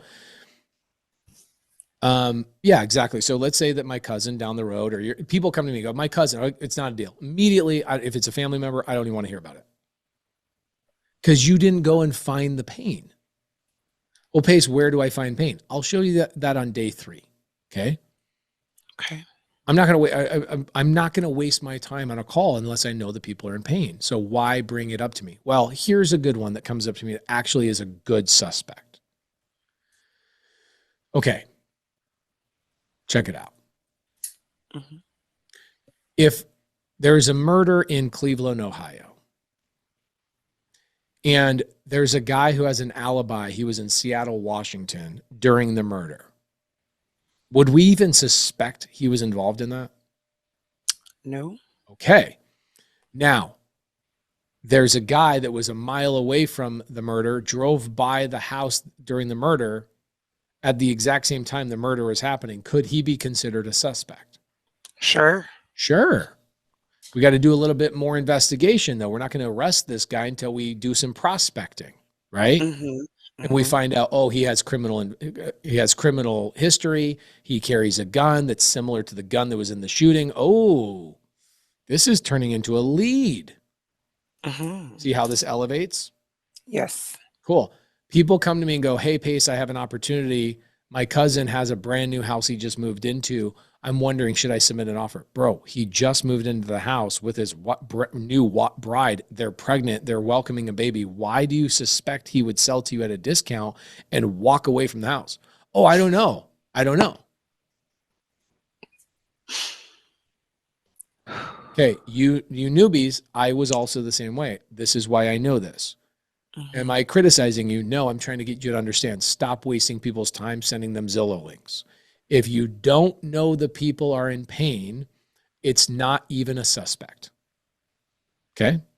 Exactly. Cool. So let's talk about like a basic level suspect. That would be I'm driving down the road and I see an ugly abandoned house. Oh, I suspect that could be an opportunity for me. And that does sound like an opportunity. Abandoned house that's ugly.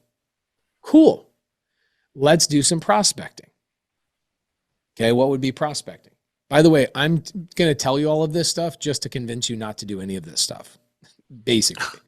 Because Exactly. because bird dogging avoids all of these things, which is awesome. Okay. Yes. So let's go back to suspect. So we've got suspect. Then let's go up one level to prospect. So we found an ugly house on the side of the road and it's vacant. I then go on, let's say, some software called Deal Sauce. You don't need to use Deal Sauce, but that's what we use that are out there finding deals.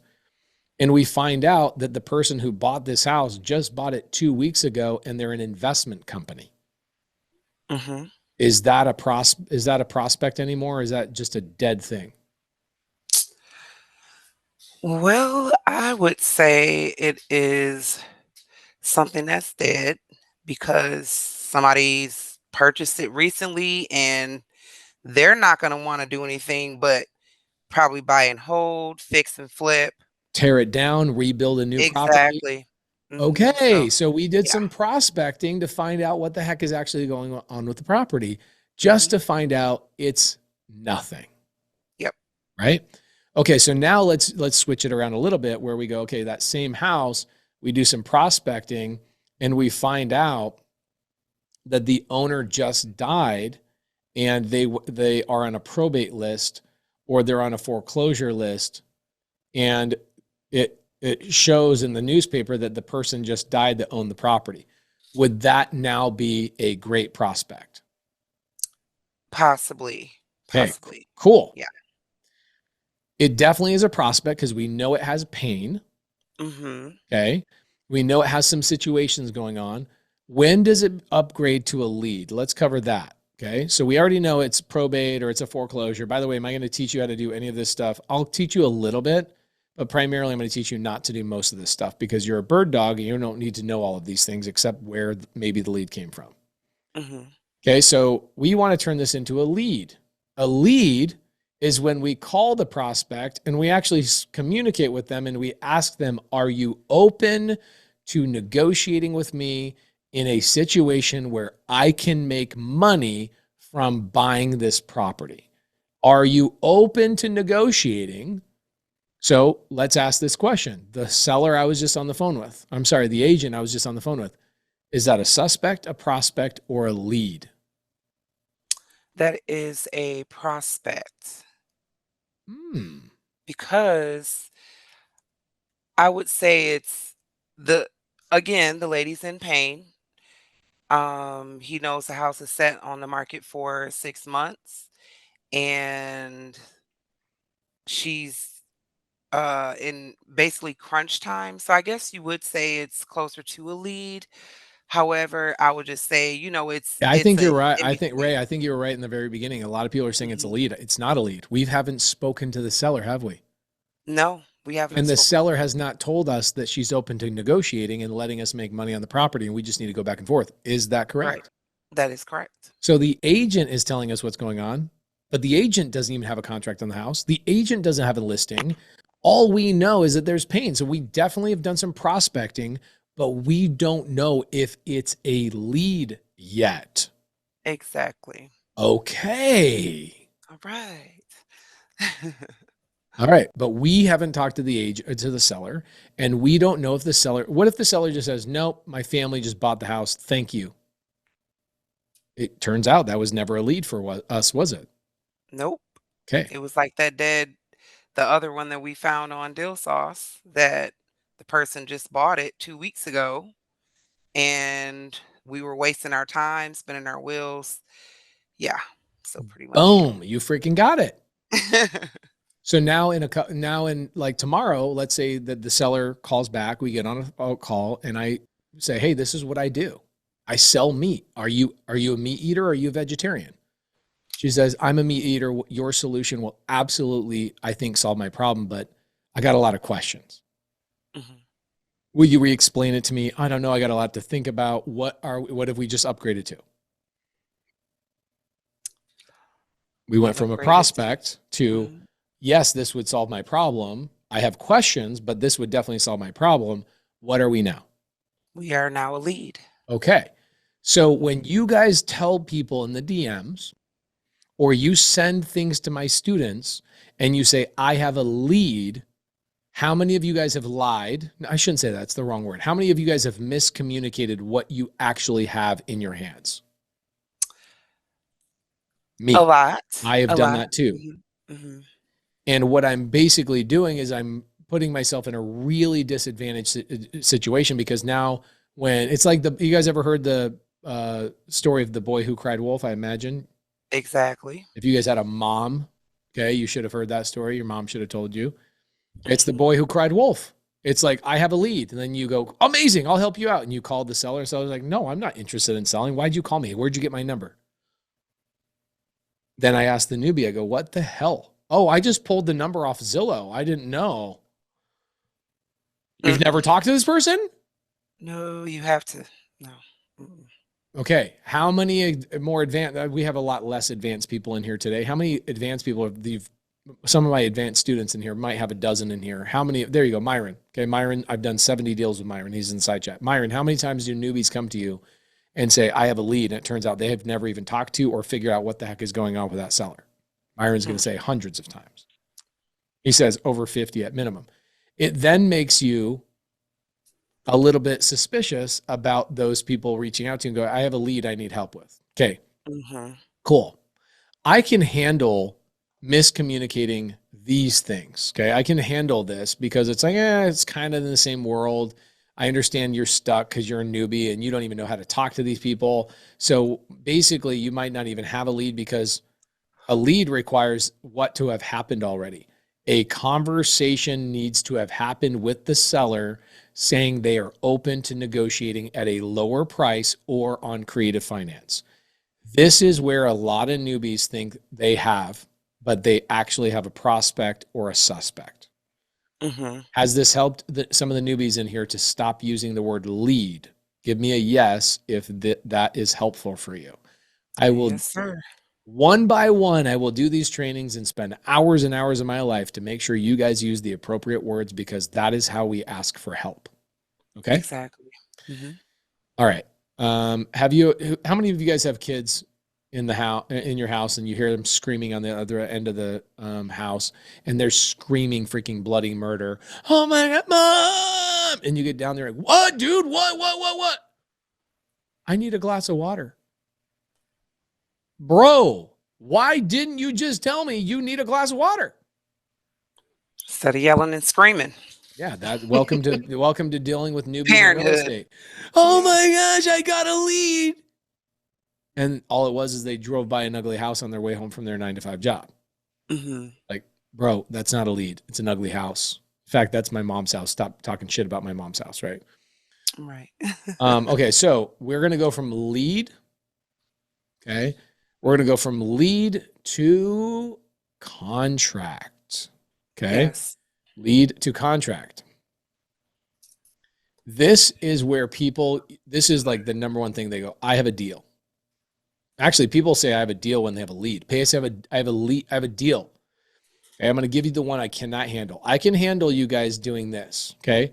Pace, right here, I have a lead. I'm okay you saying you have a lead here, even if it's a prospect or a suspect. I'm okay with it overall. I'm still confused by it. I still have to ask you, did you call the seller? I still have to ask that question. But if you told me, hey, I have a prospect, somebody that I've spoken to, but I don't really know how to extract the data from them, I love that so much. But what happens is somebody says, like, for example, that agent, let's say a newbie brings me that agent that you heard me speak to today. And what do they say? The biggest thing that I want people to stop doing is say, I have a deal I need help on. Right. That's not a deal. Okay. So Ray, where do you shop? Where's your grocery store? Publix. Okay. Is that fancy? I don't know. Well, yeah, I guess, yeah, it is kind of a little bit. It's in Peachtree City, Georgia, so it's like All right, so you're a little bougie. I just like a it. All little right, bit. so we got Publix. We don't have a Publix out here in Phoenix or in Montana. Oh, Okay, okay, okay. I've seen them, but I've never driven in them. I've been all over the country. I speak all the time, and I'm hanging out with SubTo members all over the country, but I've never been in one. So let's say you go into Publix, and Mhm. they have this thing when you walk in. It's like deal of the century, and it's like aisle 3, best deal you'll ever see. And you're like, okay, cool. You go over to aisle 3, it's a dozen eggs, and the dozen eggs is $40. Is that a deal? That is not. Hmm. You said But you could buy it right now. yes, you could. But you said a dozen of eggs for $40. Correct. Is that a I deal mean, or not? I guess for some people that might be, but for me, I don't even eat eggs. It's not So okay, but you get my point. Guys, yes. that's not a deal. Don't tell me just because I can buy the house that you have a deal. Mm-hmm. You only tell me you have a deal when you say, hey, we have a deal going on eggs right now, 99 cents for a dozen eggs. Is that a good deal? Yes. Yes. Hell yeah. That's a deal. Okay. Don't tell me you have a deal when you have something that nobody wants to buy. Mm-hmm. Okay. So what I see with a lot of newbies is they see a prospect, an ugly house that might be in foreclosure, and they say, I have a deal. Guys, you are literally upgrading that freaking prospect. You are upgrading that prospect from contract.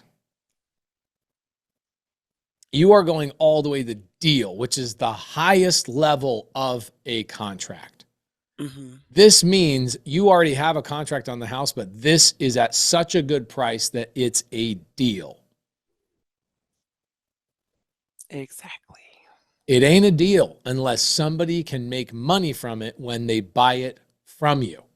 Mm-hmm. Do not tell me you have a deal when you have $40 eggs. Right. Okay. Oh, Pace, the house is worth 400. Ray, you've never flipped a house before, but let's do this. I'll show you some really basic math. Okay. This happens all the time with newbies. And I'm not criticizing newbies. Hopefully this has been really helpful for you guys. Yes.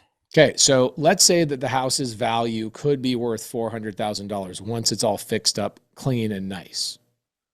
Okay. Somebody tells me I can get this house to you for $325,000. Is that a deal? 325. Okay, this is where newbies really trip up. I don't know what it is about 400 and 325. Yeah, no, it's not. It's first off, it's not a deal. It's a bad deal. I would lose money. Think about this. If I bought this house for 325 and it could be worth 400, I'm losing money. Yeah, because that's too close to the selling point. Right. It would have to be like for you to actually make money, maybe I would think 225, Yeah, probably 255. 225 to 250 max. Yeah. Okay. Mm-hmm. But newbies will go get this at 325 and go, I have a deal. It's like, no, you have a contract. You have a contract that nobody wants to buy.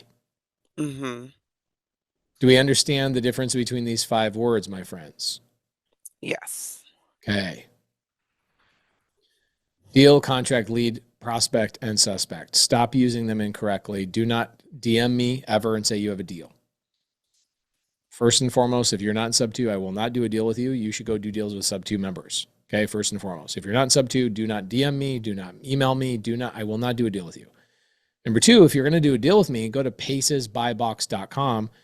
Somebody sent me a horse farm in Kentucky, and they keep emailing me. Why won't you reply to me? I'm like, I delete this because you did not look at Pace's Buy Box. Well, I did, but this is just such a great deal. You really should look at this. Bro,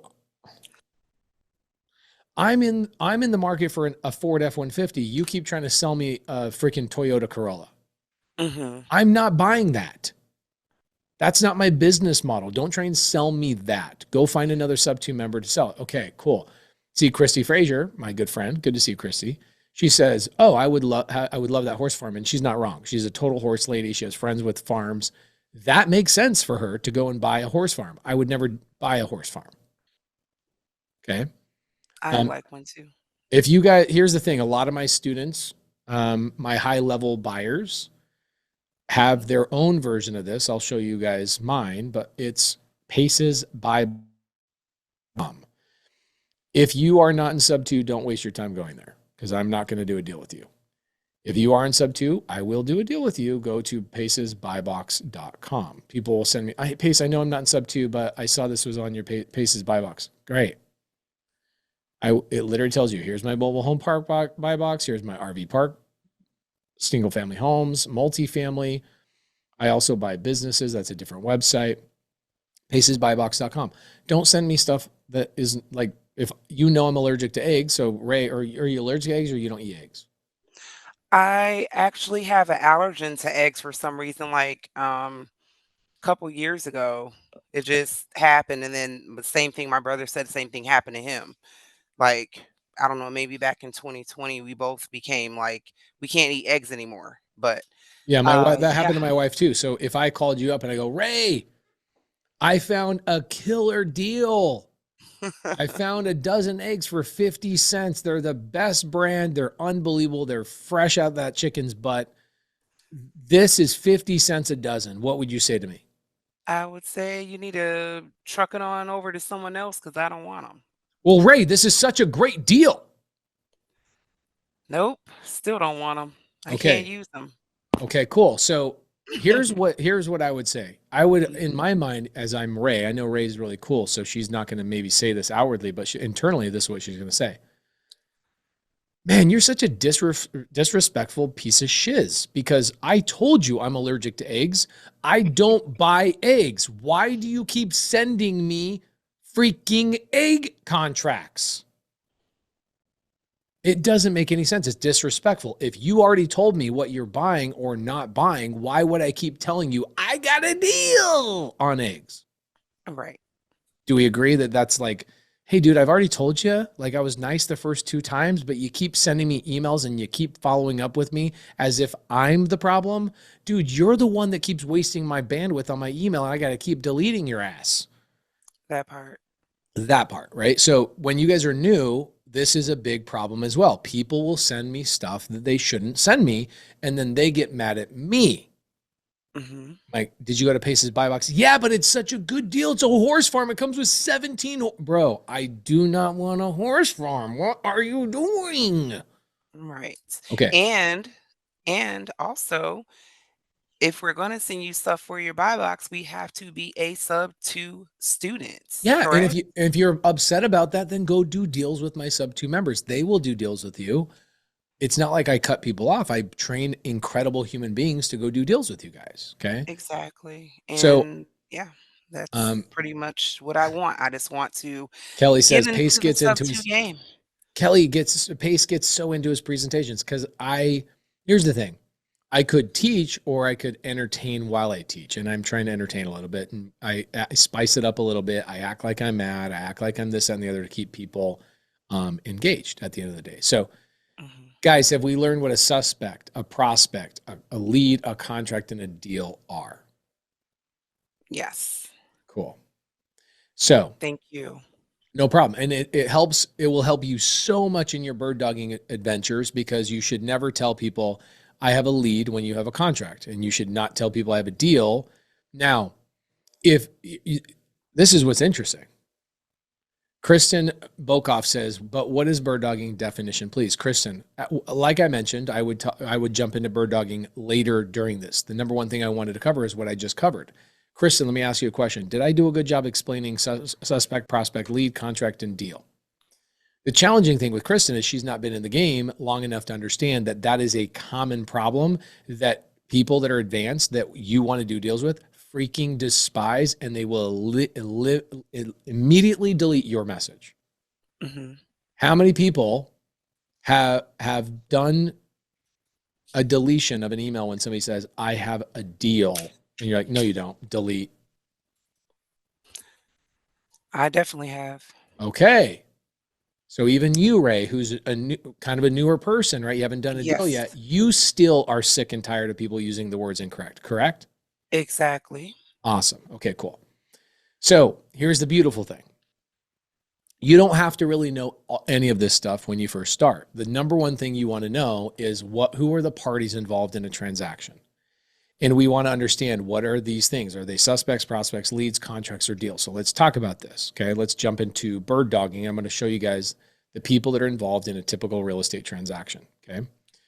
And then what we'll do is tomorrow we'll introduce you guys a couple of things. There you go. Ray Leto. I love that. He says, I have a ton of suspects. I'm just suspicious of things. Okay. That's great. I love that. Chris says, I might have an RV park. Cool. Chris, is it a suspect, a prospect, a lead, a contract, or a deal? What is it? And also, here's the interesting thing. Chris has already been told, and directly underneath Chris's comment, it says pacesbuybox.com.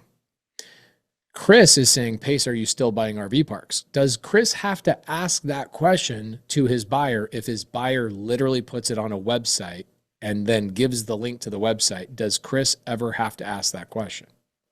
No. No. So guys, let's just make our lives really easy and just be resourceful and just go to the thing, pacesbuybox.com. The link is right there in the side chat. Okay. How can someone who's bedbound do this? Fayetta. I just had a homeless lady do it from her cot in a homeless shelter with a broken phone. The way you do it is with your thumbs. If you don't have thumbs, use your tongue. There's literally no way you cannot do this. Okay. So, William Summer says, you were their buyer. There's always somebody with an excuse, isn't there? I gotta ask William. William, is that a comment that you're just like, well, you were their buyer, so I can't do what she did, William? No, I don't think that. Well, no, I'm gonna change that. Yeah, I think she had an advantage by having you as the buyer. Interesting. So I'm not allowed to help anybody. Works. I do believe that the system works. I do believe that if I actually have a good, if I actually do the footwork to get a great buyer and actually do the footwork to find sellers that are going to give me. You're not finding sellers in bird dogging, but let's fix that. You're not finding sellers. Okay, then I've just wasted 14 days. I was trying to see if I thought that I was to find wholesalers. Okay, sellers and whole. This is perfect. William, can you hang out with me for a little bit? Yes, I can. Okay, so you didn't waste 14 days of anything. Okay, William, I don't know what background you come from, so hopefully I don't come across critical, and sadly I can't see you. But some of the words you're choosing to use give me victim mentality vibes, and I don't think that that's who you really are. So let's fix some of those words, because I don't think you really have that mentality. The belief system of like, oh, a homeless lady who is disadvantaged, who is 55 years old, are inarticulate about real estate, never did a deal in her life, never owned a house in her life, hasn't had money in a bank account in over 4 years. Her husband dies at 55 years old. She loses her ability to pay her bills. She then sleeps on the streets for 4 years. For her to be advantaged compared to you is a strong overstatement. Okay. You are basically claiming that you have less of an advantage than a lady in that situation. And that's just not true. Okay. You have way more advantages than this lady has. You want to know what she can't do ever? She can't come on Zoom. She can't go on Instagram. She has an Obama phone. What's an Obama phone? Obama, back in his infinite wisdom, actually, I'm not saying this sarcastically, I think he did a great job, made sure that every American had access to cell phones, but he does not allow them. Those phones are not allowed to go on Zoom, so she can't come on any of this free training that you guys have. She can't go on Instagram and see my links and go into anything. She literally has to watch YouTube videos that are like condensed down to 7-minute videos rather than being 2.5-hour trainings. You have 10 times the advantages that she ever had. Okay. So this belief of like, well, I guess it works, but she had you as a buyer. Bro, there are people that are buying way more houses than I am. I only buy 20 houses a year. That's it. And last time I don't guess it worked. I know it works. I've seen cool. examples of it working. So what we believe really does show up and pop up in our lives. I'm sure you know that, and you believe in manifesting. So this belief system of that lady has more advantage than me, I think just puts a subconscious like pressure on you of like, well, that lady can do it better than me and blah, blah. You don't want that. So let's just erase all of that. Okay. Okay. The next thing is you didn't waste shiz, bro. You learned some things over those last 14 days. You had thousands of thoughts, maybe tens of thousands of thoughts that led you here.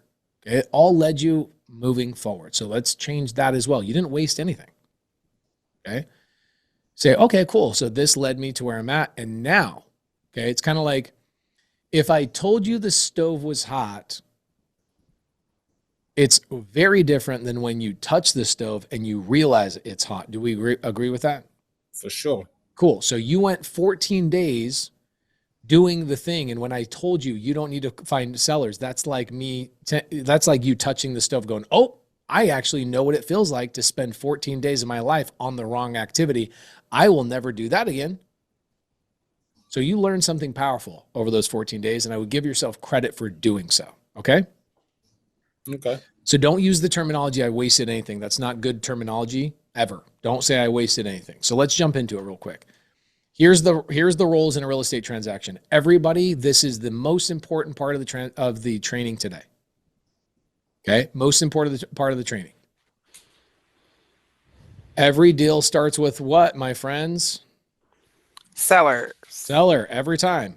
Every deal starts with a seller.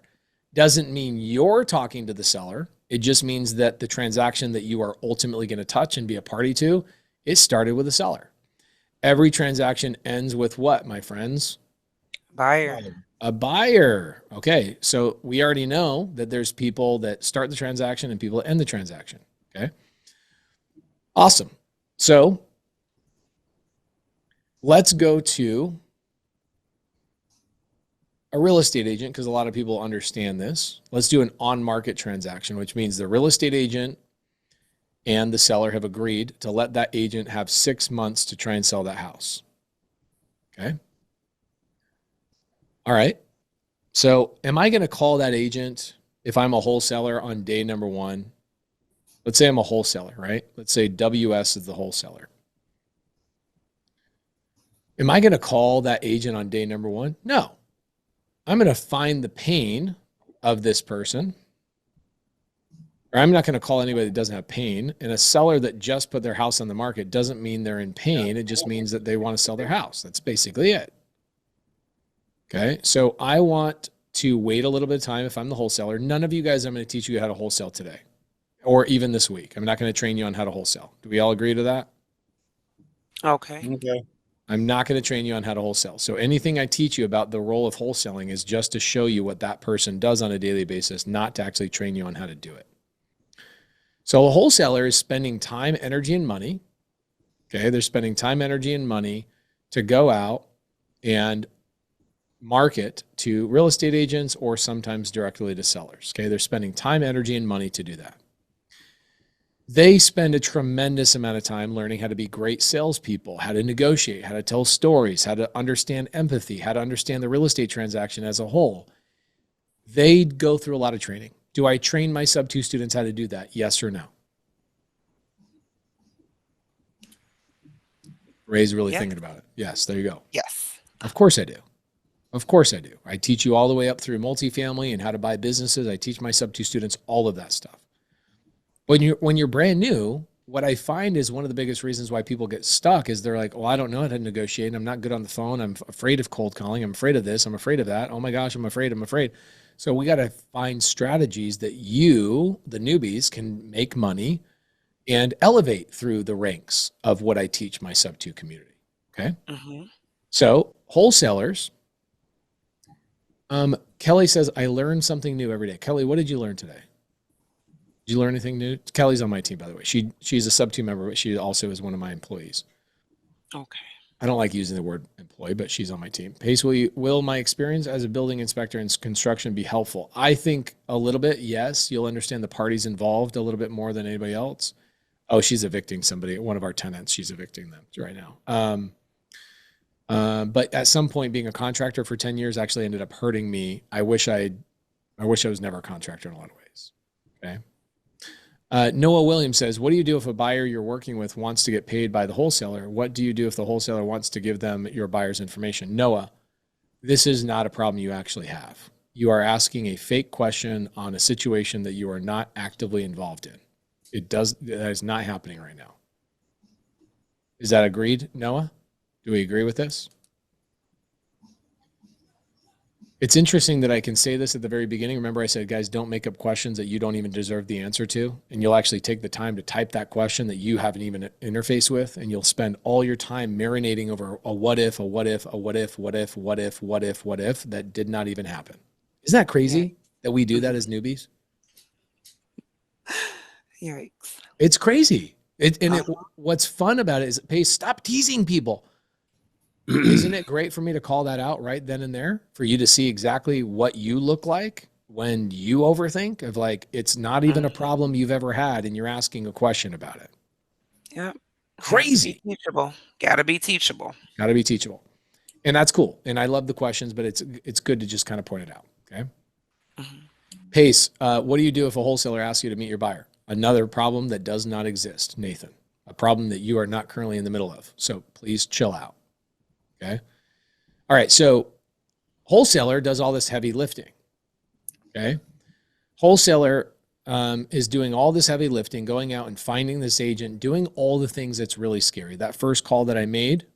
Okay. Sean Wright, man, Sean Wright, this is really interesting. People are like, I am going to have to turn the side chat off. Sean, how you doing, man? How can I help you? Hey, how's it going? Sean, do you want me to deviate everything I'm teaching right now and just answer your question? No, don't deviate. Keep going. Okay, reverse bird dogging is actually just called bird dogging, my friend. You're gonna tell me this thing of like going to your buyer first and asking the buyer what they want, then going and finding it, correct? No, I was going to the wholesaler first. Yeah, don't do that. That's stupid. Why would you do that? Because I'm having trouble finding a big buyer or a reliable buyer or a buyer, consistent buyer. Same as I was thinking. You guys are so full of shit. You guys are so full of shit. You have not tried at all. Watch this. Watch this. Y'all are like, oh, I tried. No, you did not. You did not try. There's no physical way. I'm going to call you guys out right now. There's no physical way that you actually tried finding a buyer. It's like, well, Pace, I called 2 of them and they said they weren't buying at the moment. And so I had a hard time. I actually received a buyer's list from your last bird dogging, and I've pretty much went. Maybe it's region specific. What did you guys do? Reach out to my free list that I give you? I did the free list, and you guys are doing the stupidest thing ever, where you're just texting them. You're not calling them and having a relationship with them, right? No, I'm physically sitting at a kitchen table making phone calls on a buyer's list that you sent to. How many did you talk to? I'm in the 80s. You're in the 80s? Like you've called 80 of them? Yes, and when I call, I haven't personally talked to 80 people because the conversations usually are I'm no longer into the business of buying, or again the number was no longer any good. When the number wasn't any good, that's when you suggested that we will do the text or the email, whichever one you had listed there. How many conversations have you had, William? 3 actually full conversations, and out of those 3, I've gotten a buyer, but the buyer is not someone who buys consistently in Florida, where I'm trying to focus at. Okay. And I've sent him listings, but again, the listings that I send him, he has access to, and he was just wondering if I could find more wholesalers to sending that. So I have a wholesalers list from you that I'm working off of. Okay, so hold on a second. This is interesting. So you've had 3 conversations. Out of those 3 conversations you've had,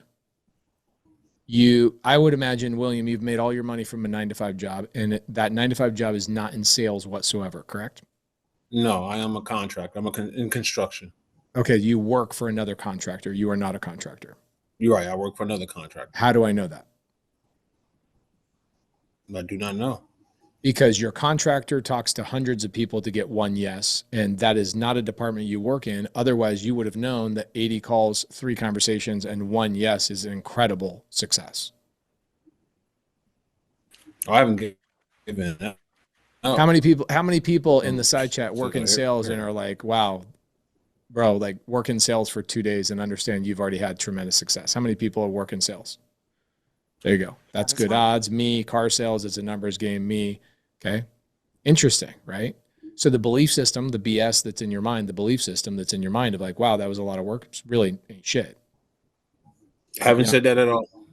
You did a great job. Like, let's change the vernacular. Like, I've had success. Bro, you got a buyer. And you got a buyer who says, yeah, I want to work with you. Can you find me more wholesalers? Did you not literally have the success? Yes. Okay. Welcome to sales, my friend. You want to make the money you've always made? Keep doing the thing you've always done. You want to jump into making big money, you got to be doing some of the stuff that big money people are doing, which is I might have to make 80 outreaches. I have 3 conversations and I get 1 yes. You had 3 conversations. You got a yes. The guy says, yeah, I'm buying deals, but I want you to find me more wholesalers. You're like, oh my gosh, that's literally what Pace told me it was going to happen, is this guy's going to say, yeah, bring me deals. Let's do more business. That's essentially what he did. I want to have a more polished conversation to acquire a better buyer. I don't think that he's buying at such a rate that I could. What I'm sending him so far, he has turned down, and I don't send him a lot because I don't have a lot of sellers. And again, I need to know the conversation to even get the sellers. I'm here today to find out. Williams, let's get rid of the word. Are you trying to do bird dogging or no? Bird dogging. Don't use the word sellers, please, my friend. Okay. Because the deal starts with the seller, correct? Yes. Are you calling sellers directly? No, I'm calling wholesalers. Okay, so let's not use the word. You see how the word changes everything? Like you got to find more sellers. In my mind, I immediately go, okay, you want to learn how to call sellers in foreclosure and negotiate and do the call I had at the very beginning? That's way over your head. Understood. Please use the word wholesaler. It changes everything, I promise you. Use the right words and the right terminology. It will help you other people understand how to help you, okay? Brian says, this is my first training with you. Does bird dogging let me do deals outside of the area where I live? Yes, you can. I almost got to start it off with the most common disbeliefs. People like, can I do this from anywhere? The answer is yes. It's not, oh yeah, it's possible. No, guys, people are doing this all over the world. All over the world, not even in their local areas. Like we have people in Israel doing deals in Atlanta, Georgia, or Seattle. We have people in Zimbabwe. Literally, we had 2 people in Kenya that were in my office last week doing bird dog deals, and they chose Tampa, Florida, and another market. Guys, the belief systems you all grew up with, your parents did you a disservice. Your 9-to-5 job did you a disservice. I can tell, William, you're not in sales. I can make that. It's not even a guess. I can make an educated assumption that you are not in sales because you would walk away going, hell yeah, this worked exactly the way Pace said it would work. I had 3 conversations. One of those people is great. Cool. And I also told you in last month's training, I said, hey, if you have a buyer that's not a good fit, we just move on to the next buyer. So watch this. Same thing with Sean. Okay.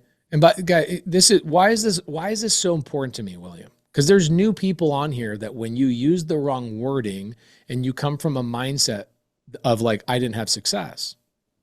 Okay. If you have that belief system and you go say that in the side chat to new people that haven't learned what you've learned, guess what you're going to do? You're going to give them a disheartening feeling when you use the wrong words. Understood. Okay.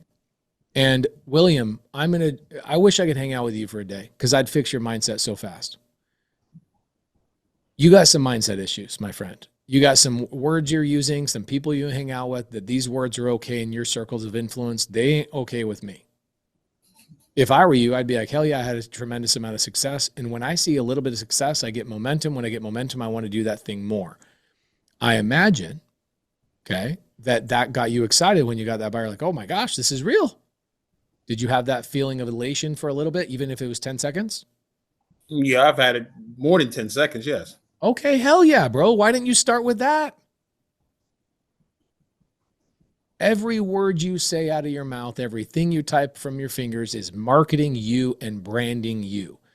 Most people, if you started off going, Pace, I had tremendous amount of success. I made more calls than I thought I was going to have to, but man, those calls were awesome. I had this elation. I felt this momentum when I found this buyer. I'm excited. I know it works. I just got to move on to another buyer because this guy's not buying as much as I want.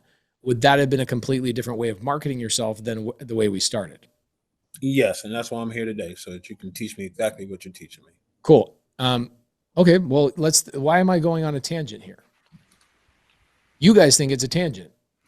It's not.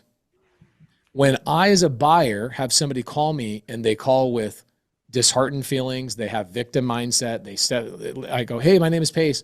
And you say, hey, my name is William. I go, great, man. How's your day going? How can I help you? And you go, I'm not saying you have said this, but just saying people have mindset issues. The words they choose are incorrect. Oh, it's okay. I've made a lot of calls today. I haven't really gotten a hold of people. If that's the first thing that comes out of your mouth to me, I'm hanging up on you. If the first thing you say is like, man, it's amazing. I just found a buyer. I've got some momentum. Just hoping I can land another buyer with you. Completely same time we're spending together, but a completely different feeling I feel when you first open your mouth. So when you guys are going out and networking with people, do we agree that How to Win Friends and Influence People is probably the most important book you could probably read in this situation? Of have a positive attitude, use the right words, don't come across with any sort of negativity whatsoever. By the way, how many people are married in here? Ray, you have a significant other? No, I am a happily single woman, but I am looking to be married. Oh, I love I'm that. Okay. waiting on my husband. Okay, let I'm me gonna ask you a find him in question. SubTo. This is a great question. So check this out, Ray. If I have a man, I'm dating this man and my name is Ray, and this man comes home every day and I say, hey, how was your day? And the first thing he does is complain about his job. Is that relationship going to be really something I'm excited about? No. Hell no. But what if it's true, Ray? Don't you want to truly know how bad my day was? Yes or no? Be honest. I am a word person, so I don't want to know it was bad. I want you to have a very positive attitude that you even woke up. Like some people don't even wake up in the morning. So if you have an attitude of dreariness, it's not going to work out for you and I. It's going to be ended really quickly. So your words have power. You have to remember that. Yeah. I Man, I'm going to teach you something. This is Michael Ken Yeah. in the side chat says, why wouldn't you want to know? No woman wants to hear your complaints, bro. They got a way more challenging life than you and I. They just do. They don't want to hear your problems. No significant other you've ever dated, any girlfriend, any woman, they do not want to hear a single thing you have to say about your stupid day. Women are like, that's not true. Yes, it is. It's 100% true. When a woman says, hey, how was your day? You say, it was phenomenal. How was yours? I'm so grateful that I got to go to work today. I'm so grateful I was able to support this family. How was your day, sweetheart? And in your mind, your boss might have yelled at you. Your such and such might have happened. Customer might have fell out. She doesn't want to hear it. She wants to hear the positive side of it. Yes. Okay. There you go. Tiffany says, facts. My husband knew this. How many women agree with me? Ariana Cloud. See, men are like, oh, women don't want to know how. Yeah. Shut the hell up and do your job. That's all women care about. And I'm so grateful that that's how they are, because guess what has happened in my life? I don't bring complaints home to my house, and all of a sudden my house is not a house. It's a home. It has love, appreciation, positivity, because I leave the negativity outside. The words I choose are powerful. My wife turns our house into a home. It's my job to keep it a home when I walk in. I'm not turning it back into a house. Okay? Yes. So every relationship you have is the same thing when you're talking to buyers, when you're doing any of those kind of things, okay? So please, I promise you, your mindset and the way you communicate with people does tie into this bird dogging, especially when you're brand new. When you are brand new, you beat yourself up so much, especially if you've never been in sales. Oh my gosh, this person said no to me. Oh my gosh, I posted 3 times or 4 times and I tried. Man, some of y'all need to jump back in a time machine and tell your parents to be harder on you, because your parents coddled you all the way through and you got some job that wasn't in sales, and now you hate that job because nobody told you what you should have been doing and didn't give you any personal advice, and now you're in a job you hate. But it's true. Okay? Mm-hmm. So William, here's what I would do. Okay. You want to find some buyers that are like on public record. Here's the problem also with newbies. Can I tell you another big problem with newbies? They don't want to spend money. They want everything for free. So if I tell you, hey, go to public record, spend some time and some energy, here's what newbies think. They think, oh, Pace is trying to sell something. Pace is trying to sell something. What market do you want to be in, William? Real estate. Okay, sorry. What city, what market do you want to be in? I'm in Miami. Okay, Miami is a shit market. Just want to tell you, and I'll tell you why. Okay. It is the #1 scam artist capital of the entire United States. You have all the international buyers coming in, title fraud, all sorts of stuff. If you live in Miami, I do like Fort Lauderdale deals. Most real estate investors that are new should stay out of Miami. It is completely full of fraud, and there's not another city in the country that I would say that about. Okay. It is that bad, full of fraud. Okay. The international market and all the stuff that's going on inside of Miami, most real estate investors stay away from Miami until you're advanced. It's the only market I would ever say that about. Okay. Okay. Broward. So Fort Lauderdale Yes. is just right up the road from you, right? Yes. Cool. So let's go to, let's say actually here, let's go over here. Property search. We're going to find people that are fix and flippers, right? We want to find fix and flippers, people that are buying and flipping properties, correct? I just got this sauce. Okay. And you see how easy this is? Let's see. Why is it not want to give me Fort? Okay, there we go. Fort Lauderdale. I got to type the whole thing out. Got it. So it's going to pull up Fort Lauderdale. It's going to think for a minute. And then it's going to tell me how many buyers are in this market that have active fix and flips on the market right now. How many are there? Right here in the upper right-hand corner. Okay. How many are there? I see. Can I see it at all? I'll highlight it right there. 25, 1,307. Okay, so we got 1,397. DealSauce says this person did 22 flips in the last 12 months. Their average gross profit is $122,000. Their total profit is $2.6 million. This person has 21 flips. This person has 19. This person has 17. This person has 13. This person has 13. You could just keep going down the list and guess how many buyers there are? 1,397 active buyers that have projects going on right now. These are fix and flippers, meaning they bought the property, turned around, flipped it back on the market. See how fast I just got the sauce, and I'm going to be actively using it. Well, okay. I just got it the day before yesterday, I think. Awesome. This website costs money. People don't like to hear that when they're brand new. Okay, that's why I gave you a free list. That free list has already produced results for you. Actually, somebody that's already in your community saw potential in me and decided to help me out. Okay. Just confirm. So, yeah, there's a lot of positive things that go on with this. That's why I'm still here. That's wonderful. That's very cool. Okay. Just kind of confirms the newbie mentality of like, I'm going to wait till somebody else buys the software for me. I'm not criticizing it. I'm just letting you know this is very much a newbie mentality. I ain't going anywhere until somebody else fills my gas tank. You know what I'm saying? Like, fill my gas tank for me. I ain't spending money on this. It might be a scam, you know? So you've already had results from the free resources, which is awesome that I gave you guys last time. So congratulations. And the fact that you did 80 calls, that's some pretty badass stuff. William, I don't know if you have a woman breathing life into your life or not, but gosh dang it, bro, you need one. Yep, I don't have one. How do I tell? How can I tell? Because I'm sitting at the kitchen table with my hot dogs and baked beans. Okay, that's some man stuff, and I don't think you're ever going to stop that. But here's what I mean by this.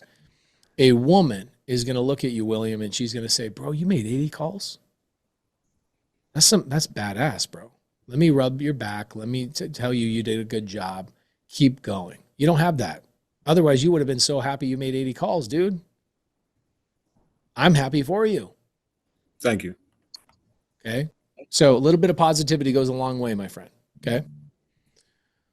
Which is awesome. So somebody in my community bought you DealSauce, which is great. Okay. So Sean Rice, I'm now going to pick on you. So you already know, I'm going to pick on your mindset stuff. Tell me you've actually tried, and don't give me excuses. Tell me you actually tried and tell me what you did. All right. So I tried. And if you tell me you posted in Facebook groups, I'm going to jump through the screen and kick your ass.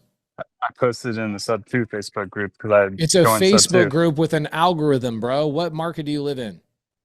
Seattle. Then go to Kenny, the connector in Seattle. Go to the people in Seattle. Go to the people in the community. I did. I've Okay. sent Then him. I why sent do you him. need to post in the Facebook group? I just felt like I needed more exposure. It's Mark Zuckerberg's algorithm, bro. Yeah, I understand that. I was getting some results though from posting them in the group today. You're getting connections with people saying, "Hey, Yeah. let's look at the deal," right? Which is great. The number one thing you should be doing if you were me, if I were you, is I would be calling Kenny the connector. I'd be asking Kenny inside of Seattle, "Hey, who's selling deals in Seattle? Did you call Kenny and have a conversation with Kenny?" I tried calling him. He didn't answer. I sent him messages. He responded to some of them. He Okay. asked, he said, "Hey, I'm looking for deals in these cities." I sent him all the deals I had from the wholesaler in those cities. Okay. I sent him to his partner, Rico. I met Okay. Freddie Ray, Freddie Ray's been a good, very helpful. Dude, you sound He's like you over got here. a bunch of traction. Yeah. I've been at it for like 3 weeks. At first, I was going off the buyers list you sent out for free, and I wasn't getting any traction. I decided to join SubTo, and so yeah, And I'm then you working at it. immediately got traction. Not a yeah, you could say that. Yeah. I would hate to be the women in your life, bro. It's either yes or no. You don't say, yeah, you could say that. Yeah. It's either yes or no. Did you get traction? Yes or no? Yes. Let me ask you a question. You have a wife, right? Mm-hmm. You got kids, right? Mm-hmm. How can I tell? Because you probably hear him in the background. I don't know. I can't hear any kids in the background. Okay. Your wife says, "Hey, what do you think about this dress?" What do you say? Looks lovely. Oh, you don't say something like, "No." She says, "Hey, Sean, do you think this dress is pretty?" You don't say something like, "Yeah, you could say that." I think maybe I have in the past, but I've learned not to say that. But then you still use it in real estate. I guess so, yeah. Sean, Yes. if you're going to be my friend and you're going to be my community, we're going to make sure that you say the right words at the right time. We do All right. not use those words. It's either yes or it's no. Have you gotten traction? Have you gotten more forward momentum? Yes, especially since today. Amazing. Okay, cool. Yes. Awesome.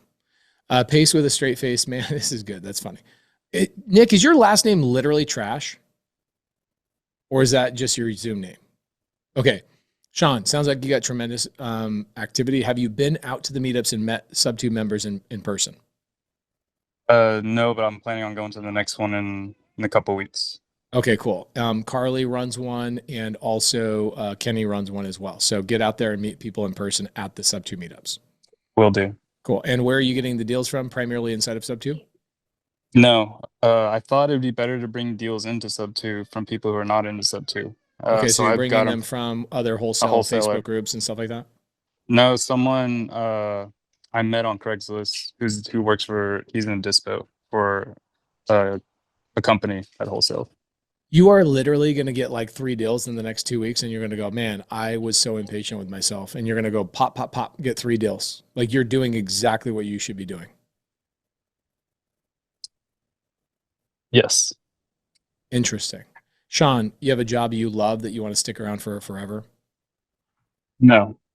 Sean, did you go to college to go get that job and get that degree so you could earn that job? No, I went to college to drop out of college. What kind?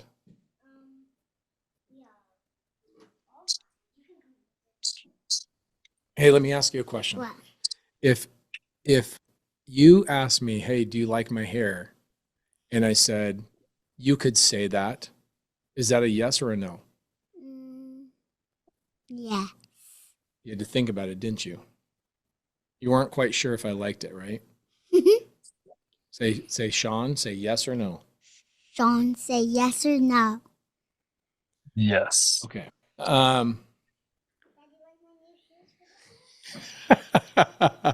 Yeah, thanks, babe. Appreciate you.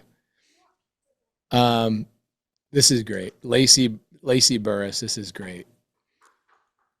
Lacey Burris, she says, why are you covering baby little things? Lacey, how you doing?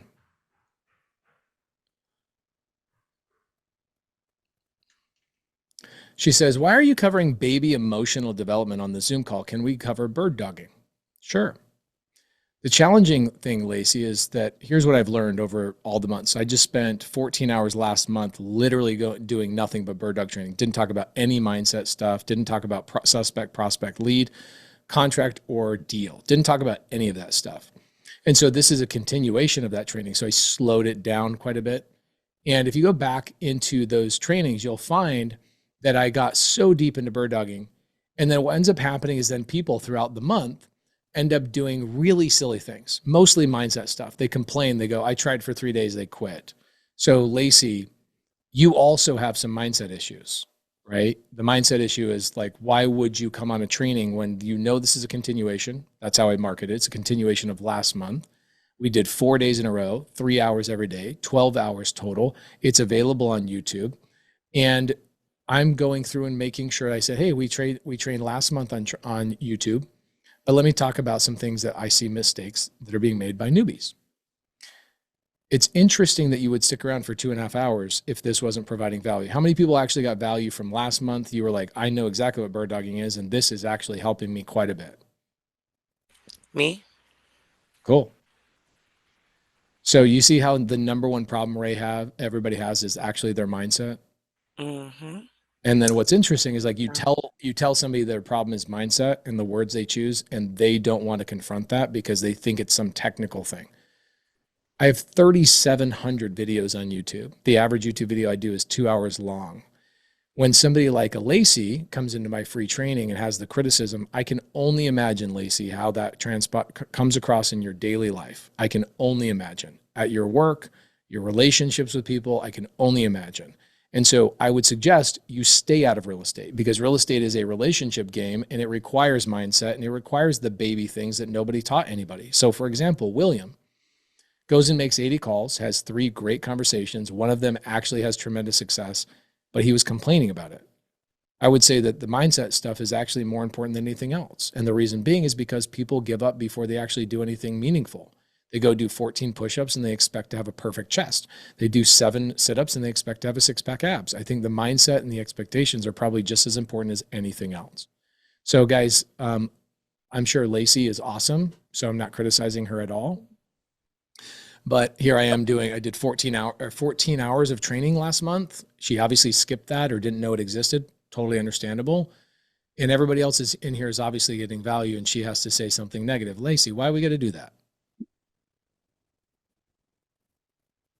Am I on? Can you hear me? I can hear you. Perfect. I just don't see the need. I feel like everyone in the world is coddling men's emotional development right now. And then even telling I William, definitely don't think I'm coddling any of those guys at all. I told them to buck up. William needs to have a woman in his life. William does not need to have a woman in his life. That woman will have the life sucked out of her with that negativity, and it will be a waste of her good energy. Oh. And yes, men do need women to lift them up, but women also need to be lifted up by the men. And if a man is saying you're telling this to a man who's literally given basically a one-on-one to Ray Chambry for the last 2.5 hours. Ray, have you enjoyed the one-on-one time I've given you up on the stage today? I definitely have. I appreciate you. So that's pouring into her, but okay, Lacey, here, let me teach you guys something. I'm going to teach you guys anybody that builds a brand. I mean, this is such an important thing for you guys. Such an important thing for you guys. If you guys ever decide I'm going to go build a brand, I want you to understand that you have to expect the Laceys to come into your life. And here's what's going to happen. Your vibe will attract your tribe. People like Lacey will come into my vibe. They will not like it, and then they'll leave and they'll go to some negative other YouTuber. I am so grateful for the Laceys to figure out very quickly that I am not your person. My positivity, I call people out in the right way. I don't call them names. I don't say stuff like they're going to suck the life out of each other. Are you kidding me? Lacey, go find a YouTuber that's negative, that likes that energy. We don't want you here at all. Now, you're welcome here, but I don't want that negativity, okay? And I can only imagine the kind of stuff that you deal with on a daily basis if that's what you believe. Everybody needs a little bit of love. Everybody needs some tough love. That's why I call people knuckleheads and jump into the things that I jump into. But okay, so here's what I think you guys should do. Tomorrow, we're going to get deep into bird dogging. We're going to get really deep into bird dogging. The number one thing I wanted you guys to take away today was suspect, prospect, lead, contract, deal. Number one thing. And what we'll do tomorrow is I'm going to jump into a couple of bird dogs. I'm going to introduce you to 2 bird dogs that are buying deals and in fact have done deals with new people that just learned bird dogging in the last 30 days. So from our last training until today, the next 3 days, I'm going to introduce you to bird dogs other than me, right? Because William had this complaint of like, well, Maddie, the homeless lady, she had you, so I'm at a disadvantage. So I'll introduce you to other buyers that are buying deals all over the country. Okay, so that will be part of what we do over the next couple of days. What I want you guys to understand is that we will start on time tomorrow, right at 5 o'clock, and we'll probably stick around. I actually have a Zoom I'm jumping on. I'm 2 minutes late for. Tomorrow I'll be here for probably an hour longer than I was today, and we will go very, very fast tomorrow as well. So we're going to jump into bird dogging, which we've already covered. We've talked about it ad nauseum. And I will cover it again ad nauseum, which means go in depth. And I got my big whiteboard here. We're going to go really big, really, really big on it. 5 to probably 8 p.m. So we'll go 3 hours tomorrow. Okay. We will see you guys tomorrow at 5 p.m. Ray, you are awesome. You had a great question in the beginning. I appreciate you. Hopefully you got some value today. Yes, I did. Thank you so much, Pace. Appreciate you and much gratitude to you. And I can't wait to join SubTo. Thanks. Hey, you know what? You're doing the right thing. You're learning, taking notes. You're collaborating with other people. You got awesome attitude and you're funny too. You got freaking jokes. I love it. All right. Thank you so much. Okay. Appreciate you guys. We'll see you tomorrow at 5 p.m. sharp, Arizona time. See you guys tomorrow. Later.